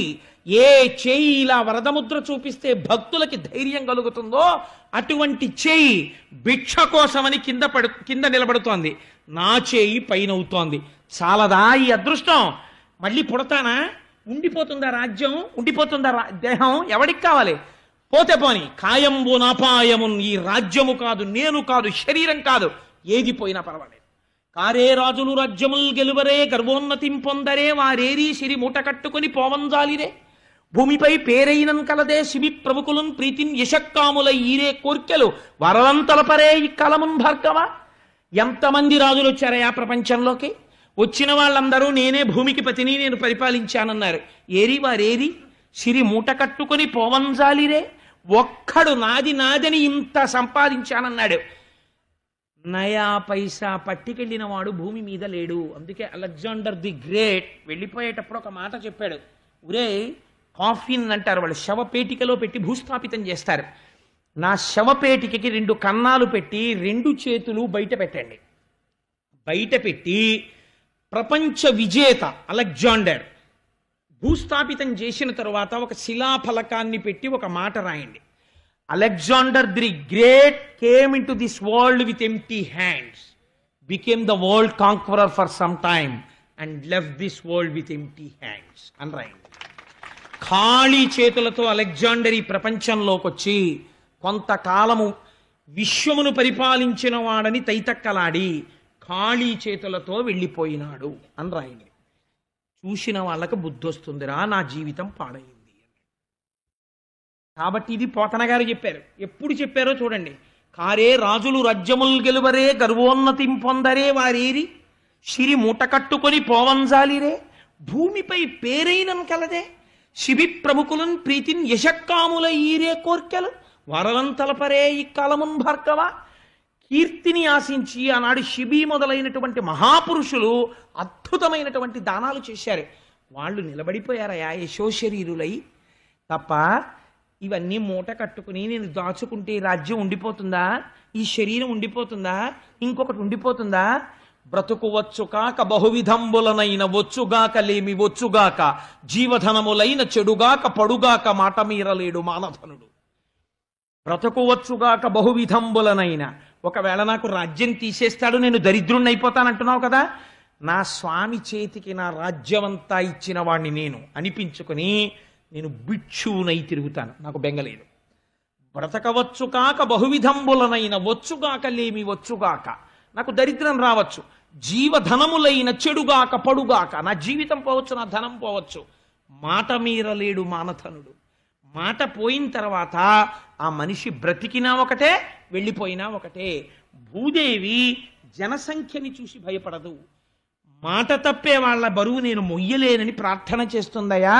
నేను అటువంటి జాబితాలో చేరను, నేను దానం చేసేస్తానన్నాడు. శుక్రాచార్యుడు అన్నాడు, అమృతం తాగిన వాళ్ళని ఓడిపోయేటట్టుగా చేశాను నా తపశ్శక్తితో. ఇవాళ నువ్వు మళ్ళీ గురువు మాట కాదన్నావు, కాబట్టి ఇప్పుడు నీకు శపిస్తున్నాను. ఉత్తర క్షణము నువ్వు రాజ్యభ్రష్టుడవగుదువుగాక అని శపించాడు. ఇదే బృహస్పతి చెప్పాడు. మళ్ళీ గురువు యొక్క అనుగ్రహం పోవాలి బలిచక్రవర్తికి, పోతే ఆనాడు రాజ్యం పోతుందయ్యా అన్నాడు. వెంటనే స్వామిని అందులో పాదములు పెట్టమన్నాడు. పెట్టమంటే పోతనగారంటారు, ఏమి దర్శనం చేశారండి. బలిదైత్యేంద్రకరద్వయీకృత జల ప్రక్షాళన వ్యాప్తికి జలజాతక్షుడు సాచ యోగి సుమన సంప్రద్ధిత శ్రీదమున్ కలితానమ్ర రమా లలాట పదవీ కస్తూరికాషాదమున్ నళినామోదము రత్ననూపురము నానావేదమున్ పాదమున్. వచ్చి పళ్ళెంలో కాళ్ళు పెడదామని కుడికాలు ఇలా పైకెత్తేట, కుడిపాదాన్ని ఎత్తేసరికి బలిచక్రవర్తి ఆ కింద కూర్చుని చూస్తున్నాడు ఆ పాదం వంక. ఆ పాదం రేఖా మజధ్వజ సుధాకలశాత పత్ర వజ్రంకుశాంబురుహ కల్పక శంఖ చక్రై భవ్యైరలంకృత తలౌ పరతత్వ చిహ్నై శ్రీవేంకటేశ చరణౌ శరణం ప్రపత్యే. ఆ పాదము యొక్క కింద ధ్వజరేఖ, అమృతపాత్ర, నాగలి ఇలాంటి దివ్యమైనటువంటి చిహ్నములు కనపడ్డాయి. ఎర్రటి అరికాలు, పైకి నల్లటి పాదం. ఏ వేదమును చదువుకుని ఆమ్నాయం చేస్తారో అటువంటి వేదము ఆయన కాలి అందెగా మారి అలంకరింపబడి ఉన్నదిట. బ్రహ్మచారిగా ఉన్న నిద్ర లేవగానే శ్రీ మహావిష్ణువు యొక్క పాదముల దగ్గర వంగి లక్ష్మీదేవి నమస్కరించడంలో లక్ష్మీదేవి నొసట ఉన్నటువంటి కస్తూరి తిలకం ఆయన పాదము మీద ముద్రపడి ఉందిట. అటువంటి పాదాన్ని దగ్గర నుంచి బలిచక్రవర్తి చూశాట. బలిదైత్యేంద్రకరద్వయీకృత జల ప్రక్షాళన వ్యాప్తికిన్ జలజాతక్షుడు సాచి సుమన యోగి సుమన సంప్రద్ధిత శ్రీదమున్. మహాయోగులైన వాళ్ళు ఇక్కడ దర్శనం చేసి పొంగిపోయి జన్మ పరంపరల నుంచి గట్టెక్కేటటువంటి భవసాగరమును దాటించగలిగిన ఓడయైన పాదం ఏదున్నదో ఆ పాదమును చూశాడు. చూసి కస్తూరికాషాదమున్ నళినామోదము రత్ననోపురము నానావేదమున్ పాదమున్. ఇంకా బ్రాహ్మీ ముహూర్తంలోనే సప్తర్షుల చేత పూజింపబడిన తామరల చేత సుగంధమును పొందిన పాదమును చూశాట. చూసి పొంగిపోయి బంగారు పాత్ర ముందుకి జరిపాడు. అందులో కుడికాలు ఉంచి ఎడమకాలెత్తి అందులో పెట్టాట.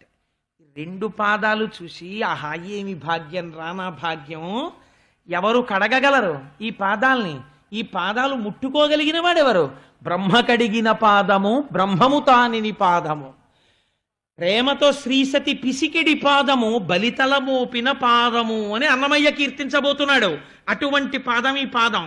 నా చేతులతో కడుగుతున్నా, ఆయన చేతి మీద చెయ్యి పెట్టబోతున్నా, ఆయన పాదాలు నా తల మీద పెట్టుకోబోతున్నా. నాకన్నా ధన్యుడెవరి ప్రపంచంలో? పోతే పోనీ ఈ కాయం నాకు గొడవలేదు, ఇంకా నా దరిద్రం వదిలిపోయింది, ప్రపంచంలో ఎవడూ పొందలా ఈ కీర్తి, నేను పొందుతున్నానన్నాడు. వింధ్యావళి పోయి నీళ్ళన్నాడు. పైకి చూశాడు, ధర్మం తప్పకూడదు, బ్రాహ్మణుడిగా చూస్తున్నాడు. విప్రాయ ప్రకటవ్రతాయ భవతే విష్ణుస్వరూపాయతే తత్ప్రామాణ్య విదే త్రిపాదస్య ధరణిం దాస్యామి యంచున్ క్రియాక్షిప్రుండై ధనుజేశ్వరుండు వడుగున్ చేసాచి పూజించి బ్రహ్మప్రీతం అని ధారబోసే భువనం ఆశ్చర్యమం పొందగాన్. ఏమి పద్యాలు వేశారో పోతన గారు. విప్రాయ ప్రకటవ్రతాయ భవతే విష్ణుస్వరూపాయతే.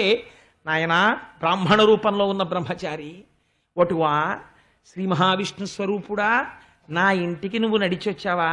నా దగ్గర దానం అడిగావా?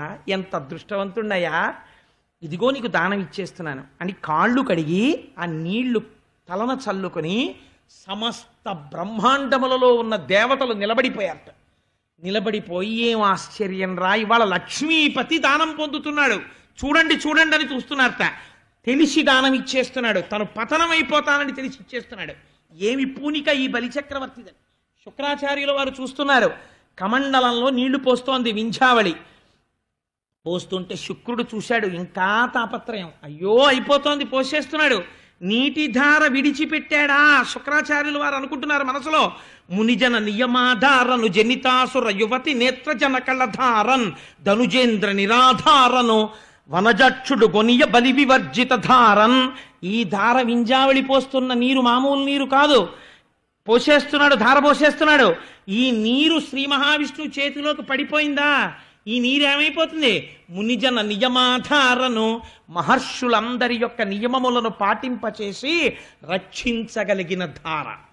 మునిజన నియమాధారను జనితాసుర యువతి నేత్రజన జలకణధారన్. కొద్దిసేపట్లో అనేక మంది రాక్షస స్త్రీలు ఏడుస్తుంటే భర్తలు మరణించారని వాళ్ళ కన్నులంబట కారబోతున్నటువంటి కంటి ధార ఈ ధార. జనితాసుర యువతి నేత్ర జలకణధారన్ ధనుజేంద్ర నిరాధారను. రాక్షసులకి ఆధారము లేని రీతిలో చేసి వేయగలిగినటువంటి నిరాధార ఈ నీటి ధార. ఇటువంటి ధార పోషేస్తున్నాడు బలిచక్రవర్తి. అయ్యోని ఆ ధార పడకుండా చెయ్యడానికి కమండల తొండానికి అడ్డుపడ్డాడు సూక్ష్మరూపంలో వెళ్ళి. అరే ఏమి నీళ్లు తేలేదా అన్నాడు బలిచక్రవర్తి. తెచ్చానండి, పట్టలేదు నీళ్లు అంది ఆవిడ. నీరు పడకపోతే దానం పూర్తవదు. నవ్వాడు స్వామి. చేతిలో దర్భలు ఉన్నాయి, చేతిలో దర్భలు పట్టుకుంటారు అమృత శక్తి. ఒక దర్భ తీసి ఏదో అడ్డుపడినట్టుందమ్మా అని ఒక్కసారి ఆ కమండలం యొక్క తొండంలోకి చూసి శుక్రాచార్యుల వారు సూక్ష్మ రూపంతో 2 కళ్ళు పెట్టుకుని చూస్తున్నాడు, పడుతోందేమో నీటి ధారని చూసి ఆ కమండలంలోకి దర్భ పెట్టి ఒక్క పోటీలా పొడిచాడు, ఏదో అడ్డుపడిందమ్మా అని. పొడిచేటప్పటికీ ఆ కమండలానికి అడ్డుపెట్టి కన్ను పెట్టి చూస్తున్న శుక్రుడి కంట్లో గుచ్చుకుని ఒక కన్ను పోయి బయటపడ్డాడు శుక్రాచార్యుల వాడు. పడగానే నీటి ధార పడిపోయింది. పడిపోగానే వెంటనే విప్రాయ ప్రకటవ్రతాయ భవతే విష్ణుస్వరూపాయతే తత్ప్రామాణ్య విధే త్రిపాదస్య ధరణిం దాస్యామయంచున్ క్రియాక్షిప్రుండై ధనుజేశ్వరుండు వడుగున్ సేజాచి పూజించి బ్రహ్మప్రీతం అని ధారబోసే భువనం ఆశ్చర్యమం పొందగా. ఆ చేయి పట్టుకుని పూజించి, ఏమి భాగ్యం అండి నిజంగా. ఆ కంకణములు మెరిసిపోయే చేతిని తన 2 చేతులతో పట్టుకుని కళ్ళకద్దుకుని, స్వామి ఈ చేతులు కదా లోకరక్షణ చేసే చేతులు అని ఆ నీటి ధార పడుతుంటే తుభ్యం నమః అంటూ చతుర్థి విభక్తి వేసి దానం చేసేసాడు. దానం చేసేయగానే తెలుసు ఆయన నారాయణుడే. ఇప్పుడు ఆయన ఒక మాట అడిగారు. దానం పుచ్చుకున్నవాడు భూదానం పొందితే కొలిచి చూసుకోవాలి. ఎక్కడో స్థలం కొని యజమాని వెళ్ళి కొన్న రోజున భూమిని తొక్కలేదనుకోండి, చెప్పులు లేకుండా తొక్కాలి. ఆ భూమిని తొక్కలేదనుకోండి భూమి యొక్క ఆగ్రహమునకు గురవుతాడు. అందుకని తొక్కి చూసుకోవాలి ఒకసారి యజమాని. అదొక పెద్ద నియమం ఉంటుంది. దానం పుచ్చుకున్నా భూమి కొనుక్కున్నా అక్కడికి వెళ్ళి ఒకసారి తొక్కాలి ప్రయత్నపూర్వకంగా. అందుచేత ఒకసారి 3 అడుగులు కొలిచి చూసుకోవాలంటే తొక్కి చూసుకోవాలి. కాబట్టి ఇప్పుడు ఏమయ్యా 3 అడుగులు దానం చేశావు కదా కొలుచుకోనా అన్నాడు. అయ్యో కొలుచుకోండి అన్నాడు. అనగానే ఇప్పుడు 3 అడుగులు కొలవాలి. అందుకని ఏమడిగాడు? అడిగినప్పుడే ఒంటివాడ నాకు 1-2 అడుగుల మెర్రయిమ్ము నేను మెర్రయొల్ల. 1-2 అడుగులని కదా అడిగాడు. అందుకని వెంటనే పెరిగిపోవడం మొదలుపెట్టాడు. ఇప్పుడు ఈ పాదాలతో కొలిచి చూసుకోవాలి భూమిని. అందుకని ఇంతంతైవటుడింతయై మరియు తానింతయ్య భోవీధిపై అంతైతో అని తోయదమండలగ్రమున కల్లంతై ప్రభారాశిపై అంతై చంద్రునకంతయై ధ్రువునిపై అంతై. ఎంత పెరిగి పోతన గారి రచన వైశిష్ట్యం ఏమిటో తెలుసా అండి? మనం పెరిగేటప్పుడు మాట చెప్తాం, ఎంతరా అన్నాం అనుకోండి, అంత అంత ఇంత అంటుంటాం. పద్యం అలాగే పడింది. అంటే ఆయన ఇక్కడ దర్శనం చేస్తున్నారు. ఇంతంతైవటుడు ఇంతయై మరియు తానింతై అభోవీధిపై అంతై తోయదమండలగ్రమున కల్లంతై ప్రభారాశిపై అంతై చంద్రునకంతయై ధ్రువునిపై అంతై మహర్వాటిపై అంతై సత్య పథోన్నగుచు బ్రహ్మాండ అంత సంవర్తి అయి. ఇన్ని మాటలు అంతై అంతై అంతై అన్న మాట యతిప్రాసలకి కట్టుబడిపోయిందో చూడండి. ఇది పలికెడిది భాగవతమట పలికించు విభుండు రమభద్రుండట నే పలికిన భవహరమగునట పలికెద వేరొండుగాధ పలుకగనేలా అంటే అటువంటి వృత్తం పడింది పోతన గారికి. అందుకని ఇంతంతై వటుడింతయై మరియు తానింతై అభోవీధిపై అంతై తోజదమండలగ్రమున కల్లంతై ప్రభారాశిపై అంతై. పెరిగిపోతుంటే ఇంతగా వచ్చిన పొట్టి వామనుడు అలా అలా ఇంతై ఇంతై ఇంతై పెరుగుతున్నాడు. సత్యలోకానికి వెళ్ళాడు, సత్యలోకం దాటిపోయాడు, ఇంకా పైకి వెళ్ళిపోయాడు. ఆ పైన ఉండేటటువంటి సూర్యమండలాన్ని దాటిపోయాడు, ధ్రువమండలాన్ని దాటిపోయాడు, ఆ పైన ఉన్న మహర్లోకం దాటిపోయాడు, ఊర్ధ్వలోకాలు దాటిపోయాడు. సహస్రశీర్ష పురుష సహస్రాక్ష సహస్రపాత్ స భూమిం విశ్వతో వృత్వా అత్యతిష్ట దశాంగుళం. ఈ భూమి బ్రహ్మాండాలు ఎంతవరకు ఉన్నాయో అంతకన్నా 10 అంగుళాలు పైకి పెరిగిపోయాడు. ఇలా ఎక్కడ వేలు పెడితే సూది మోపడానికి వీలు లేనంతగా దేవతలలో, పితృదేవతలలో, పక్షులలో, ధర్మములో, అధర్మములో, మృత్యువులో, లోకములలో, నీటిలో, భూమిలో, అగ్నిలో నిలబడిపోయాడు. నిలబడిపోతే ఎలా ఉందా స్వరూపం?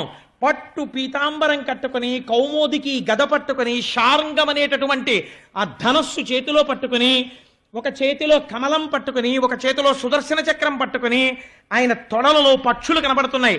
సమస్త పక్షులు ఇందులో కనపడుతుండగా, నాభియందు సముద్రం కనపడుతుండగా, హృదయమునందు ధర్మము కనపడుతుండగా, వీపునందు అధర్మము కనపడుతుండగా, ముఖమునందు బ్రాహ్మణలోకము కనపడుతుండగా, మొత్తం ఈ లోకములలో ఉన్నటువంటి సమస్తమునందు తాను నిండి నిబిడీకృతమైపోయాడు. అలా దాటి వెళ్ళిపోతుంటే ఆ పాదం, ఒక పాదం పెట్టి కొలిచేస్తున్నాడు. ఇలాగా కొలిచి వ్యాపకత్వంతో ఆక్రమిస్తున్నాడు. పెద్ద హడావిడి పుట్టింది లోకాలన్నింటిలో. విష్ణుపాదం వస్తోంది పైకి కొలవడానికని.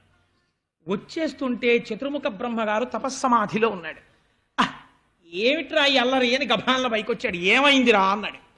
అంటే ఏమల్లరంటావేమిటి మహాశయ, చూడు వచ్చేస్తోంది ఆ పాదం, అదిగో పైకి. ఎర్రటి అరికాలుతో కాలి అందియ కిందకి జారి ఆ పంచ కొంచెం కిందకి వెళ్ళి అదిగో ఆ పాదం కొలవడానికి పైకి వస్తోంది అన్నారు. ఆయన గభాలన కమండలం పట్టుకుని చూసి, తన పుట్టిల్లిద పొమ్మడంతు నజుడున్ తన్నాభి పంకేరుహంబు నిరీక్షించి నటించి తత్పాద శేచనముంచేస కమండలూతకములం చల్లించి తత్తోయముల్ వినువీధిన్ ప్రవహించ దేవనదిగా విశ్వాత్ము కీర్తి ప్రభం. అమ్మ, నన్ను కన్న తండ్రి ఆయన నాభి కమలంలోంచి పుట్టాను రా, మా నాన్నగారు వస్తున్నారు ఇవాళ, అబ్బో ఆయన పాదం వస్తోందని పొంగిపోయి, నా తండ్రి వస్తే నేను కాళ్ళు కడగద్దు అని చతుర్ముఖ బ్రహ్మగారు కమండలంలో నీళ్లు పోసుకుని ఆ పాదాన్ని గబగబ గబగబ కడిగేసి శిరస్సును ప్రోక్షణ చేసుకుని ఆచమించారట. ఆ పాదములు కడిగిన నీళ్లు దేవనదిగా ప్రవహించాయి ఆకాశంలో. అలా ఇంకా పెరిగి వెళ్ళిపోయింది. పోతన గారు అన్నారు, అలా పైకి వెళ్ళి లోకములంతటా కొలిచిన పాదము కింద ఉన్న పాదము. ఈ కింది లోకాలన్నిటినీ ఒక పాదం కొలిచింది, పై లోకాలన్నింటినీ ఒక పాదం కొలిచింది.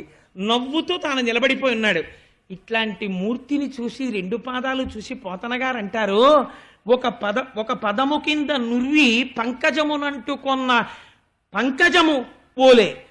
ఒక పాదం కింద ఉన్నటువంటి ఈ భూమి అంతా కూడా చూస్తే ఎలా ఉందంటేట, తామర పువ్వుని బోర్లు ఇస్తే దానికి కొద్దిగా బురదంటుకుంటే ఎలా ఉందో అలా ఉందిట ఆ భూమి. ఒక పాదము ఇలా తామర పువ్వులా పైకెక్కితే అది పైన తేటు రీతి వెలిసే నృప. ఒక పద్మము మీద కందిరీగా వాళ్తే ఎలా ఉంటుందో ఆకాశం అలా ఉందిట.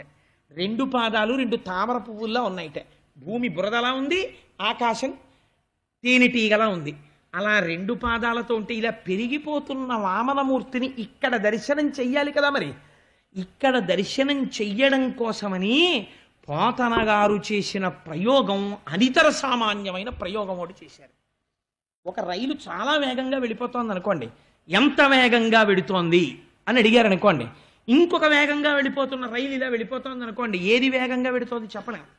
కానీ ఒక రైలు ఆగిపోయింది అనుకోండి, 2వ రైలు వెళ్ళిపోతోంది అనుకోండి, ఆగిపోయిన రైలుతో పోల్చి వెళ్ళిపోతున్న రైలు యొక్క వేగాన్ని చెప్పచ్చు. మనం చిన్నప్పుడు కాలము వేగము లెక్కలు చేశాం కూడా. అందుకని ఇప్పుడు పోతన గారు అన్నారు, రవిబింబంబుపమింప పత్రమగు ఛత్రమై శిరోరత్నమై శ్రవణాలంకృతయై గళాభరణమై సవర్ణ కేయూరమై చివిమత్ కంకణమై కటిస్థల ముదంచఘంటయై నూపుర ప్రవరంబై పదపీఠమై వటుటుదా బ్రహ్మాండమున్ నిండుచోన్. మొట్టమొదట వామనమూర్తి ఇలా పెరగడం మొదలు పెట్టగానే సూర్యబింబం ఆకాశంలోది రవిబింబంబుపమింప పత్రమగు ఛత్రమై. సూర్యుడు గుండ్రంగా ఉంటాడు, అన్ని గుండ్రంగా ఉన్నవే చూపిస్తారు. మొట్టమొదట ఆయన తల మీద గొడుగులో ఉందిటే, ఆ తర్వాత ఆయన తలది దాటి వెళ్ళిపోయింది. వెళ్ళిపోతే రవిబింబం ఉపమింప పత్రమగు ఛత్రమై శిరోరత్నమై తల దగ్గరికి వచ్చిందిట. తల మీద పెట్టుకున్న రత్నంలా మెరిసిందిట. గళాభరణమై ఇంకొంచెం పైకి వెళ్ళిందిట. కంఠంలో పెట్టుకున్నటువంటి ఆభరణం అయిపోయిందిట. చెవులకు పెట్టుకున్నటువంటి మకర కుండలల్లా ఉందిట. ఇంకా కొంచెం స్వామి సూర్యుడిని దాటి పైకి వెళ్ళిపోయారట. వెళ్ళిపోయేటప్పటికీ ఉదంచద్ఘంటయ్యై నడుముకు పెట్టుకున్నటువంటి వడ్డాణానికి ఉన్న చిన్న గంటలా గుండ్రంగా అయిపోయిందిట. ఇంకా దాటారట. ఆయన పాదములకు పెట్టుకున్న అందెలా అయిపోయిందిట. ఇంకా దాటారట. ఆయన పాదాలు కింద వేసుకున్న గుండ్రపీటలా అయిపోయిందిట.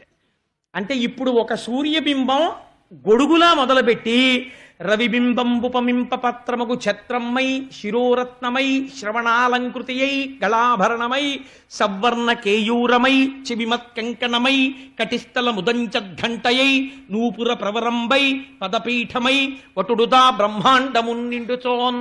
బ్రహ్మాండములంతా నిండిపోయిన వామనమూర్తికి సూర్యుడు ఇలా మారిపోయాట. అలా నిండిపోయాడు లోకమంతా. నిండిపోయి 2 అడుగులతో కొలిచాను, ఇంకా 3వ అడుగు రావాలి నాకు అని మళ్ళీ వామనమూర్తి అయిపోయాడు. అయిపోతే అక్కడే కింద కూర్చుని వింధ్యావళి బలిచక్రవర్తి చూస్తున్నారు, ఏమి పెరుగుతున్నాడు రామహానుభావుడే. వటు అయిపోయి వచ్చి, ఏమయ్యా 1-2 అడుగుల మెరయిమ్ము సొమ్ము మెరలొల్ల కోర్కె తీర బ్రహ్మ కూకటి ముట్టెద దానకుతుక సాంద్ర దానవేంద్ర అని అడిగాను. 3 అడుగులు ఇస్తానని ప్రమాణం చేశావు, 1-2 అడుగుల 2 అడుగులు కొలుచుకున్నా, ఇంకో అడుగు ఏదని అడిగాడు. ఆయన అన్నాడు, బలిచక్రవర్తి సూనృతంబుకా నినుడువదు నా జింహ బొంకజాల నాకు బొంకు లేదు, నీ తృతీయ పదము నిజమునా శిరమున నెలవు చేసి పెట్టు నిర్మలాత్మ. ఎంత గొప్ప మాట అండి నిజంగా బలిచక్రవర్తిది. ఆయన అన్నాడు, సూనృతంబుకా నినుడువదు నా జింహ, నా నోరు ఎప్పుడూ అబద్ధం చెప్పదు. బొంకజాల నాకు బొంకు లేదు, నేను అబద్ధం చెప్పలేదు. నీ తృతీయ పదము నిజము నాశిరమున నెలవు చేసి పెట్టు నిర్మలాత్మ, నీ 3వ అడుగు నా తల మీద పెట్టు అంటే స్వామి వెంటనే 3వ అడుగు తల మీద పెట్టమని బలిచక్రవర్తి లేచాడు. గరుడుడికి ఆజ్ఞ ఇచ్చాడు, వరుణ పాశాలతో కట్టేసేయమని. వరుణ పాశాలతో కట్టేశాడు. కట్టేస్తే అలా నిలబడిపోయాడు. వెంటనే రాక్షసులు గమనించారు. శ్రీమన్నారాయణుడు వటువు రూపంలో వచ్చి మన రాజ్యాన్ని కొల్లగొట్టాడు. కాబట్టి వెంటనే కత్తులు ఆయుధాలు పట్టుకురండి, శ్రీ మహావిష్ణువుని నిర్జిద్దాం అన్నాడు. బలిచక్రవర్తి అన్నాడు, వేళ కాని వేళ క్రోధం తెచ్చుకోకూడదు. ఎవడు నాకు ఈ సిరి ఇచ్చాడో వాడే ఆ సిరిని తీసేసుకున్నాడు. కాబట్టి మీరందరూ ప్రశాంత మనస్కులై ఉండండి, ఎవ్వరూ యుద్ధం చేయకండి అన్నాడు. వాళ్ళని ఏమైనా చేస్తాడేమోనని భయపడి ఈ రాక్షసులందరూ రసాతలానికి పారిపోయారు, పాతాళలోకానికి. వింధ్యావళి వెళ్ళి శ్రీమన్నారాయణుడి పాదముల మీద పడి ఏడ్చింది. స్వామి, నా భర్తకి వచ్చిన వాడెవరో తెలుసు, రాజ్యము పోతుందని తెలుసు, తెలిసి కూడా దానం చేశాడు. దానం చేస్తే నువ్వు వరుణ పాశాలతో కట్టి నించోపెట్టావు నా భర్తని. ఏ పాపం చేశాడని ఇలా కట్టి నిలబెట్టావు? నాకు జవాబు చెప్పు. నీకు అనాథరక్షకుడని పేరు, నీ సన్నిధానంలో నేను అనాథనవడమా? నువ్వు రక్షకుడవి, నాకు భర్తృ భిక్ష పెట్టు, నా 5వ తనం నిలబెట్టు, నా భర్త జోలికి నువ్వు వెళ్ళవద్దు అని ప్రార్థన చేసింది. ఆశ్చర్యం ఏమిటో తెలుసా అండి? చతుర్ముఖ బ్రహ్మగారు వచ్చి ప్రార్థన చేశాడు. బాహులు పదములు కట్టిన, బాహువులు కట్టేశాడు, పాదాలు కట్టేశాడు. శ్రీహరి కృప కాక ఏమని నిలిచిన బలిని చూచి హాహారవ మొసగే దశ దిగంతములందున్. 10 దిక్కుల వాళ్ళు కూడా వరుణపాశాలతో కడుతుంటే నాకిది శ్రీమన్నారాయణ అనుగ్రహం అని నమస్కరిస్తూ నిలబడిపోయిన బలిని చూసి ఇంత శిక్ష వేయడమా అని హాహారవ వచ్చిందిట 10 దిక్కులలోంచి. ఒక్కళ్ళు ప్రార్థన చేస్తున్నారు. బ్రహ్మగారు వచ్చి అన్నారు, ఇటువంటి భక్తుణ్ణి నేను ఇతపూర్వం చూడలేదు. మహానుభావుడు నువ్వు వచ్చావని తెలిసి, తన ఐశ్వర్యం పోతుందని తెలిసి దానం చేశాడు. వరుణపాశాలతో కట్టడం న్యాయమా స్వామి? విడిచిపెట్టమన్నారు. వింధ్యావళి ప్రార్థన చేసింది. ఇప్పుడు ప్రహ్లాదుడు వచ్చాడు, తాతగారు. వస్తే ఆ ప్రహ్లాదుడు గబగబా నడిచి వస్తూ శ్రీమన్నారాయణుడిని చూసి పొంగిపోతుంటే బలిచక్రవర్తి అప్పుడు ఏడ్చాడు. ఎందుకు ఏడ్చాడోట తెలుసా అండి? నా కాళ్ళు చేతులు వరుణపాశాలతో కట్టేశారు.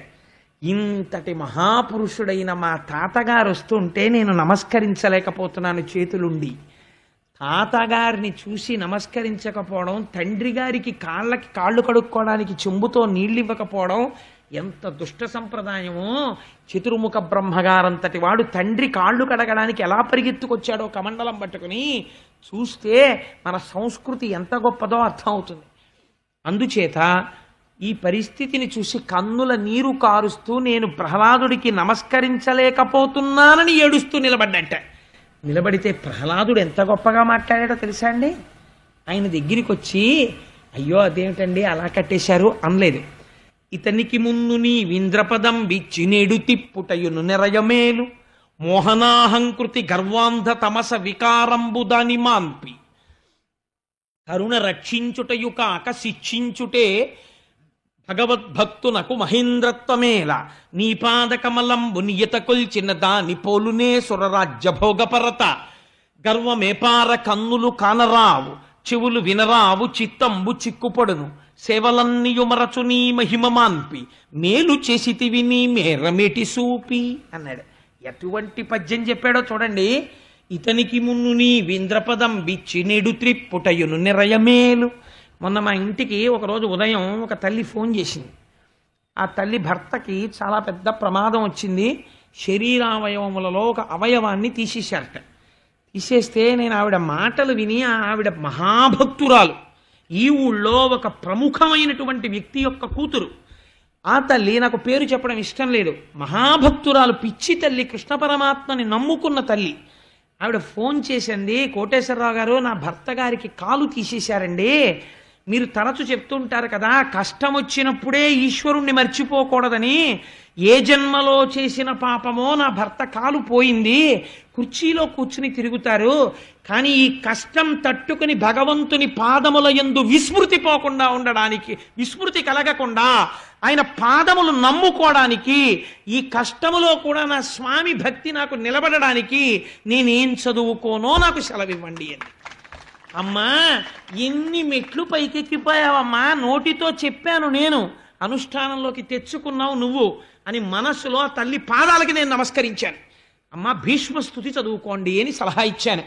ఒక్కొక్కరు విన్నవాళ్ళల్లా ఉంటారు, కానీ ఎంత ఎదిగిపోతారో. అందుకని ఒక్కొక్క నాడు చెప్పినవాడు గొప్ప అనుకుంటారు, విన్నవాళ్లలో ఎంతమంది మహాత్ములు ఉన్నారో మనకి తెలియదు. అందుకే నేను ఎప్పుడైనా ఏదైనా ఉపమానం చెప్పవలసి వస్తే నాకు చాలా భయం. సభ మీద పెట్టను, నా మీద పెట్టుకుంటాను. అది హీనోపమానమైనా నా మీద పెట్టుకుంటాను తప్ప వేరొకరి మీద పెట్టి ఎప్పుడూ చెప్పను. ఏమో ఎంతటి మహాపురుషులు ఉన్నారో సభలో, ఎవరు విని రోజు రోజుకి మెట్లెక్కుతున్నారో నాకేం తెలుసు. నేను దిగజారిపోతూ ఉండొచ్చు, వాళ్ళు ఎక్కిపోతూ ఉండొచ్చు. ఈశ్వరానుగ్రహం వల్ల నేను అలా దిగజారకూడదని కోరుకుంటున్నాను. కాబట్టి ఎంత గొప్ప మాట చెప్తున్నాడో చూడండి. ప్రహ్లాదుడు తన మనవణ్ణి కట్టేశాడు. ఆయన అన్నాడు, ఇతనికి మున్ను నీ వింద్రపదం బిచ్చి నెడు తిప్పుటయును నెరయమేను. పూర్వం ఇతనికి ఇంద్ర పదవి నీ వల్లే వచ్చింది, నీ అనుగ్రహం లేకపోతే ఎలా వస్తుంది ఇంద్ర పదవి? గురువు నువ్వే, మొదటి గురువువి నువ్వే. శుక్రాచార్యుల వారిలో ప్రవేశించావు, యాగం చేయించావు. గురువు యొక్క అనుగ్రహంగా యాగభోక్తవై ఆనాడు విశ్వజిత్ యాగాన్ని ఆదరించి బ్రహ్మాండమైన రథం ఇచ్చావు. దానివల్ల అమరలోకం వచ్చింది, ఇంద్ర పదవి వచ్చింది. ఇచ్చిందెవరు? నువ్వే. ఇవాళ తీసేశావు. చాలా మంచి పని చేశావు. నీ పాదకమలంబు నియతి కొల్చిన దాని పోలునే సురరాజ్య భోగపరత. హాయిగా నీ పాదాలు నమ్ముకుని నిన్ను సేవించుకోవడంలో ఉన్న ఐశ్వర్యం, ఐశ్వర్యం ఉన్నవాడు బ్యాంకుకి వెళ్ళి తెచ్చుకోవాలేమో. భగవంతుణ్ణి నమ్ముకున్నవాడు కోరికున్నంత మాత్రాన ఎవరో ఒకరి రూపంలో వచ్చేస్తుందంతే. భగవాన్ రమణులు ఆశ్రమంలో ఉండగా ఒకనాడు కొంతమంది భక్తులు వచ్చి చెప్పారు, భగవాన్ మేము వెళ్ళిపోతున్నామండి ఆశ్రమం నుంచి అన్నారు. ఏమి ఎందుకు వెళ్ళిపోతున్నారు అని అడిగారు. ఆశ్రమంలో ఏమి లేవండి, అన్నీ నిండుకున్నాయి, ఇంకా తప్పు కదా, ఏమీ లేనప్పుడు మేము ఎందుకు ఇక్కడ, అందుకని కొన్నాళ్ళు బాగా తగ్గిపోయే పదార్థాలు మేము వెళ్ళిపోతున్నాం అన్నారు. రమణులు ఎప్పుడు అది రమణుల ఆశ్రమం అంటే ఒప్పుకునేవారు కాదు. నాకేం లేవు, నాకున్నది మట్టి కమండలం ఒక్కటే అనేవారు. ఆయన అన్నారు, బయటికి వెళ్ళిపోతే పెట్టేవాడెవడో వాడు పెట్టాలనుకుంటే ఇక్కడున్నా పెడతాడు, ఇక్కడ దొరకనిది బయటికెడితే దొరుకుతుందనుకోవడం అవివేకం కాదా అన్నారు. పెట్టేవాడికి అరణ్యంలో ఉన్నా పెట్టడం వచ్చు అన్నారు. ఇంతలో గేట్లోంచి రై అని ఒక లారీ వచ్చింది. వచ్చి డ్రైవర్ దిగి అరుణాచలం తిరువన్నామలైలో రమణ మహర్షి గారు ఉన్నటువంటి ఒక చిన్న ఆశ్రమం ఉందిట, ఇదేనా అన్నాడు. ఇదే, ఏం కావాలన్నారు. అక్కడెక్కడో దక్షిణ భారతదేశంలో ఒక మహానగరంలో ఒక మహాభక్తుడు ఈ రమణుల పట్ల భక్తిని పెంచుకున్నవాడు ఉన్నాడు. ఆయన స్వామివారికి 6 నెలలకి సరిపడ దినుసులు పట్టుకెళ్ళి దింపి రమ్మని వెనక తాను వస్తానని పంపాడు. లారీ తొందరగా వెళ్ళిపోవాలి, దింపేసుకోండి అని దింపి వెళ్ళిపోయాడు. ఆయన ఎవరని అడిగారు. నాకు తెలుసా, లారీకి లోడ్ వేశాడంతే, ప్రతివాడి పేర్లు నాకు తెలుస్తాయా, అందుకని తీసుకొచ్చాను అని దింపి తువ్వాల మీద వేసుకుపోయాడు. అది ఫ్రైట్ పెయిడ్ ట్రక్, మళ్ళీ దానికి ఫ్రైట్ కూడా కట్టక్కర్లేదు, వెళ్ళిపోయింది లారీ. వెంటనే రమణులు నవ్వారు. ఇది ఈశ్వరుడు యొక్క రక్ష.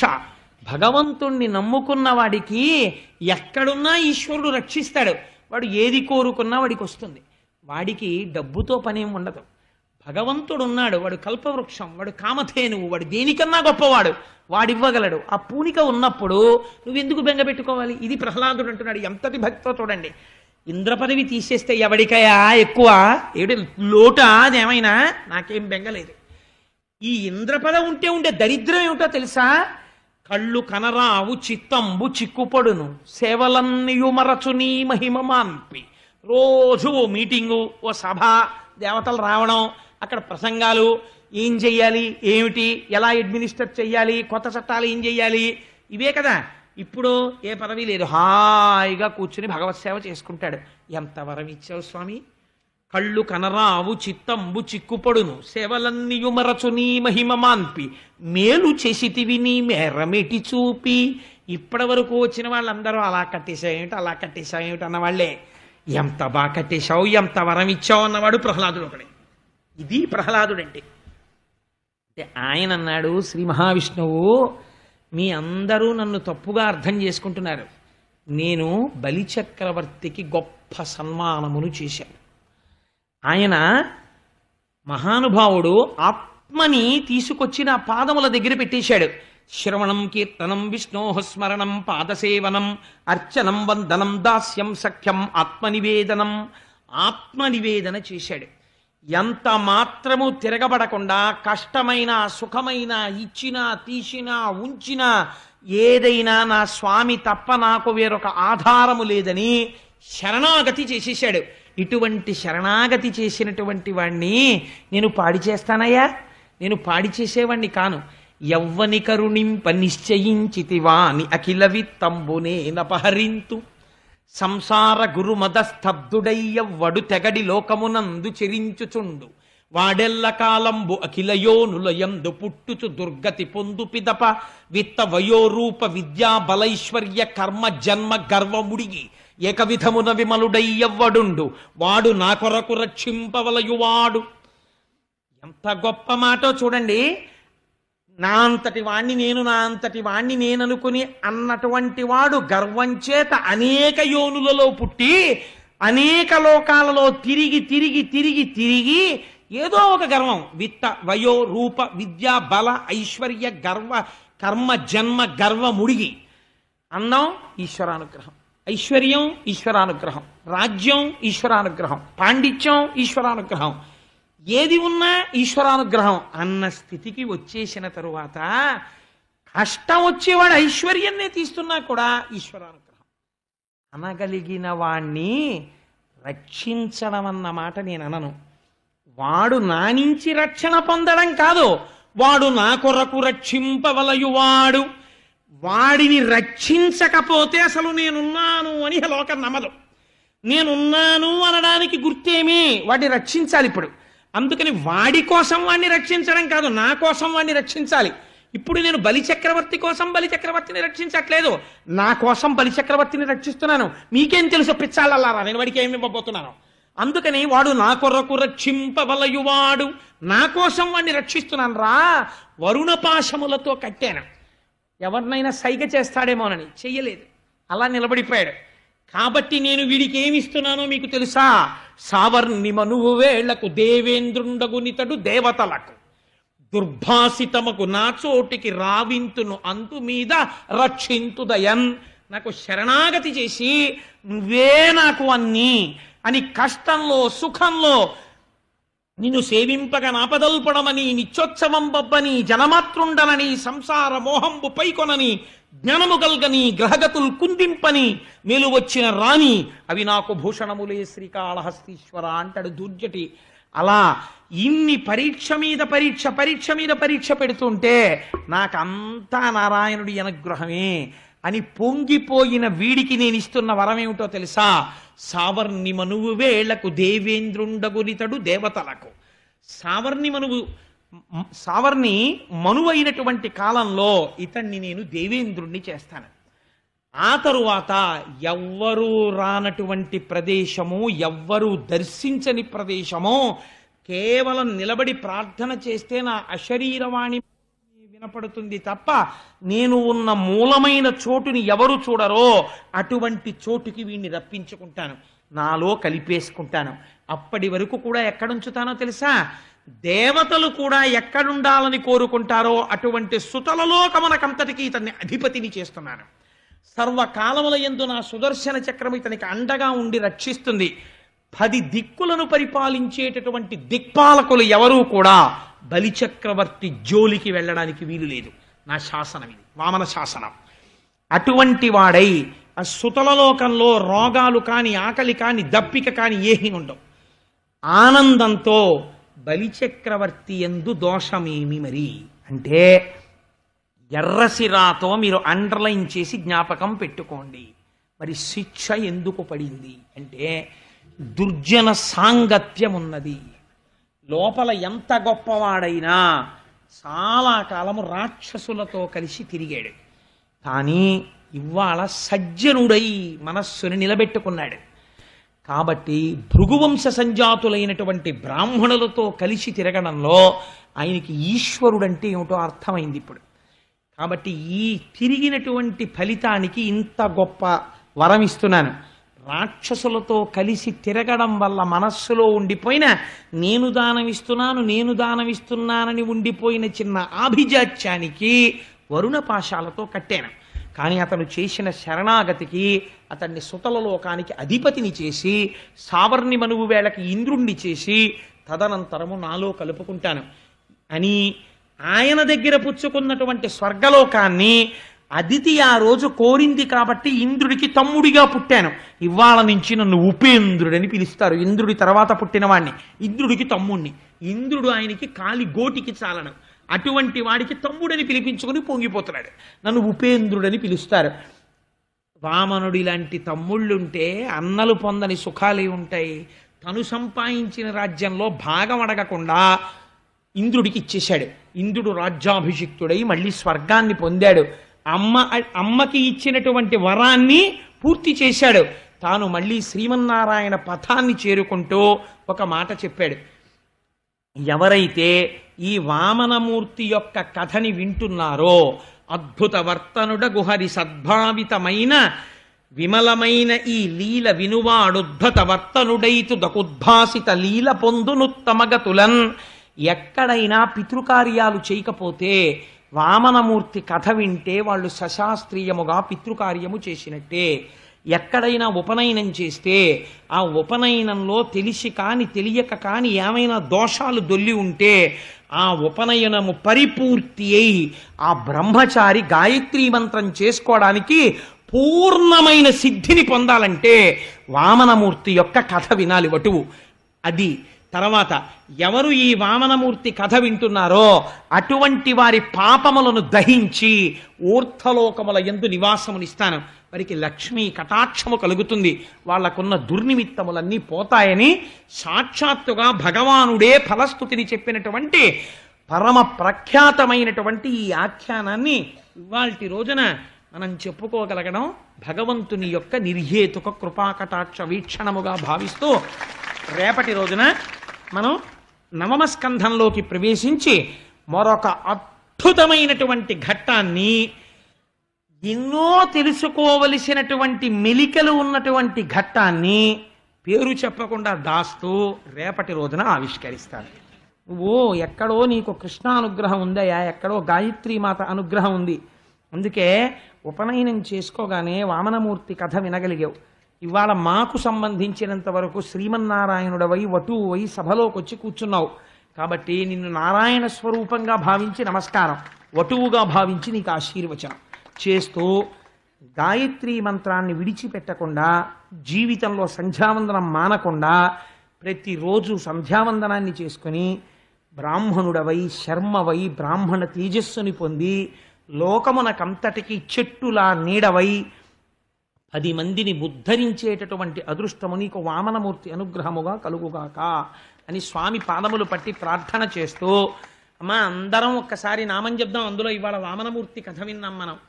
సహస్రనామ గోవింద గోవింద హరి గోవింద గోకులనందన గోవింద ప్రసన్నమూర్తి గోవింద గోవింద హరి గోవింద గోకులనందన గోవింద కాంచనాంబరధర గోవింద గోవింద హరి గోవింద గోకులనందన గోవింద జనార్దనమూర్తి గోవింద గోవింద హరి గోవింద గోకులనందన గోవింద నందనందన గోవింద గోవింద హరి గోవింద గోకులనందన సీతానాయక గోవింద గోవింద హరి గోవింద గోకులనందన గోవింద పాప వినాశక గోవింద గోవింద హరి గోవింద గోకులనందన గోవింద పాహి మురారే గోవింద గోవింద హరి గోవింద గోకులనందన గోవింద బిల్వపత్రార్చిత గోవింద గోవింద హరి గోవింద గోకులనందన గోవింద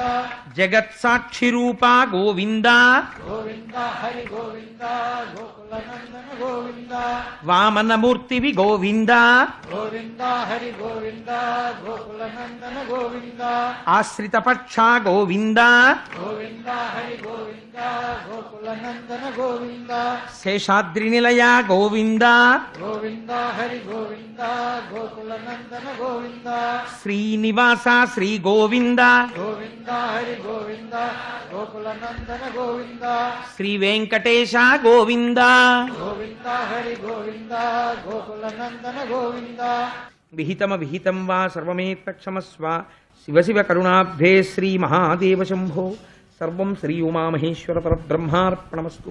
స్వస్తి.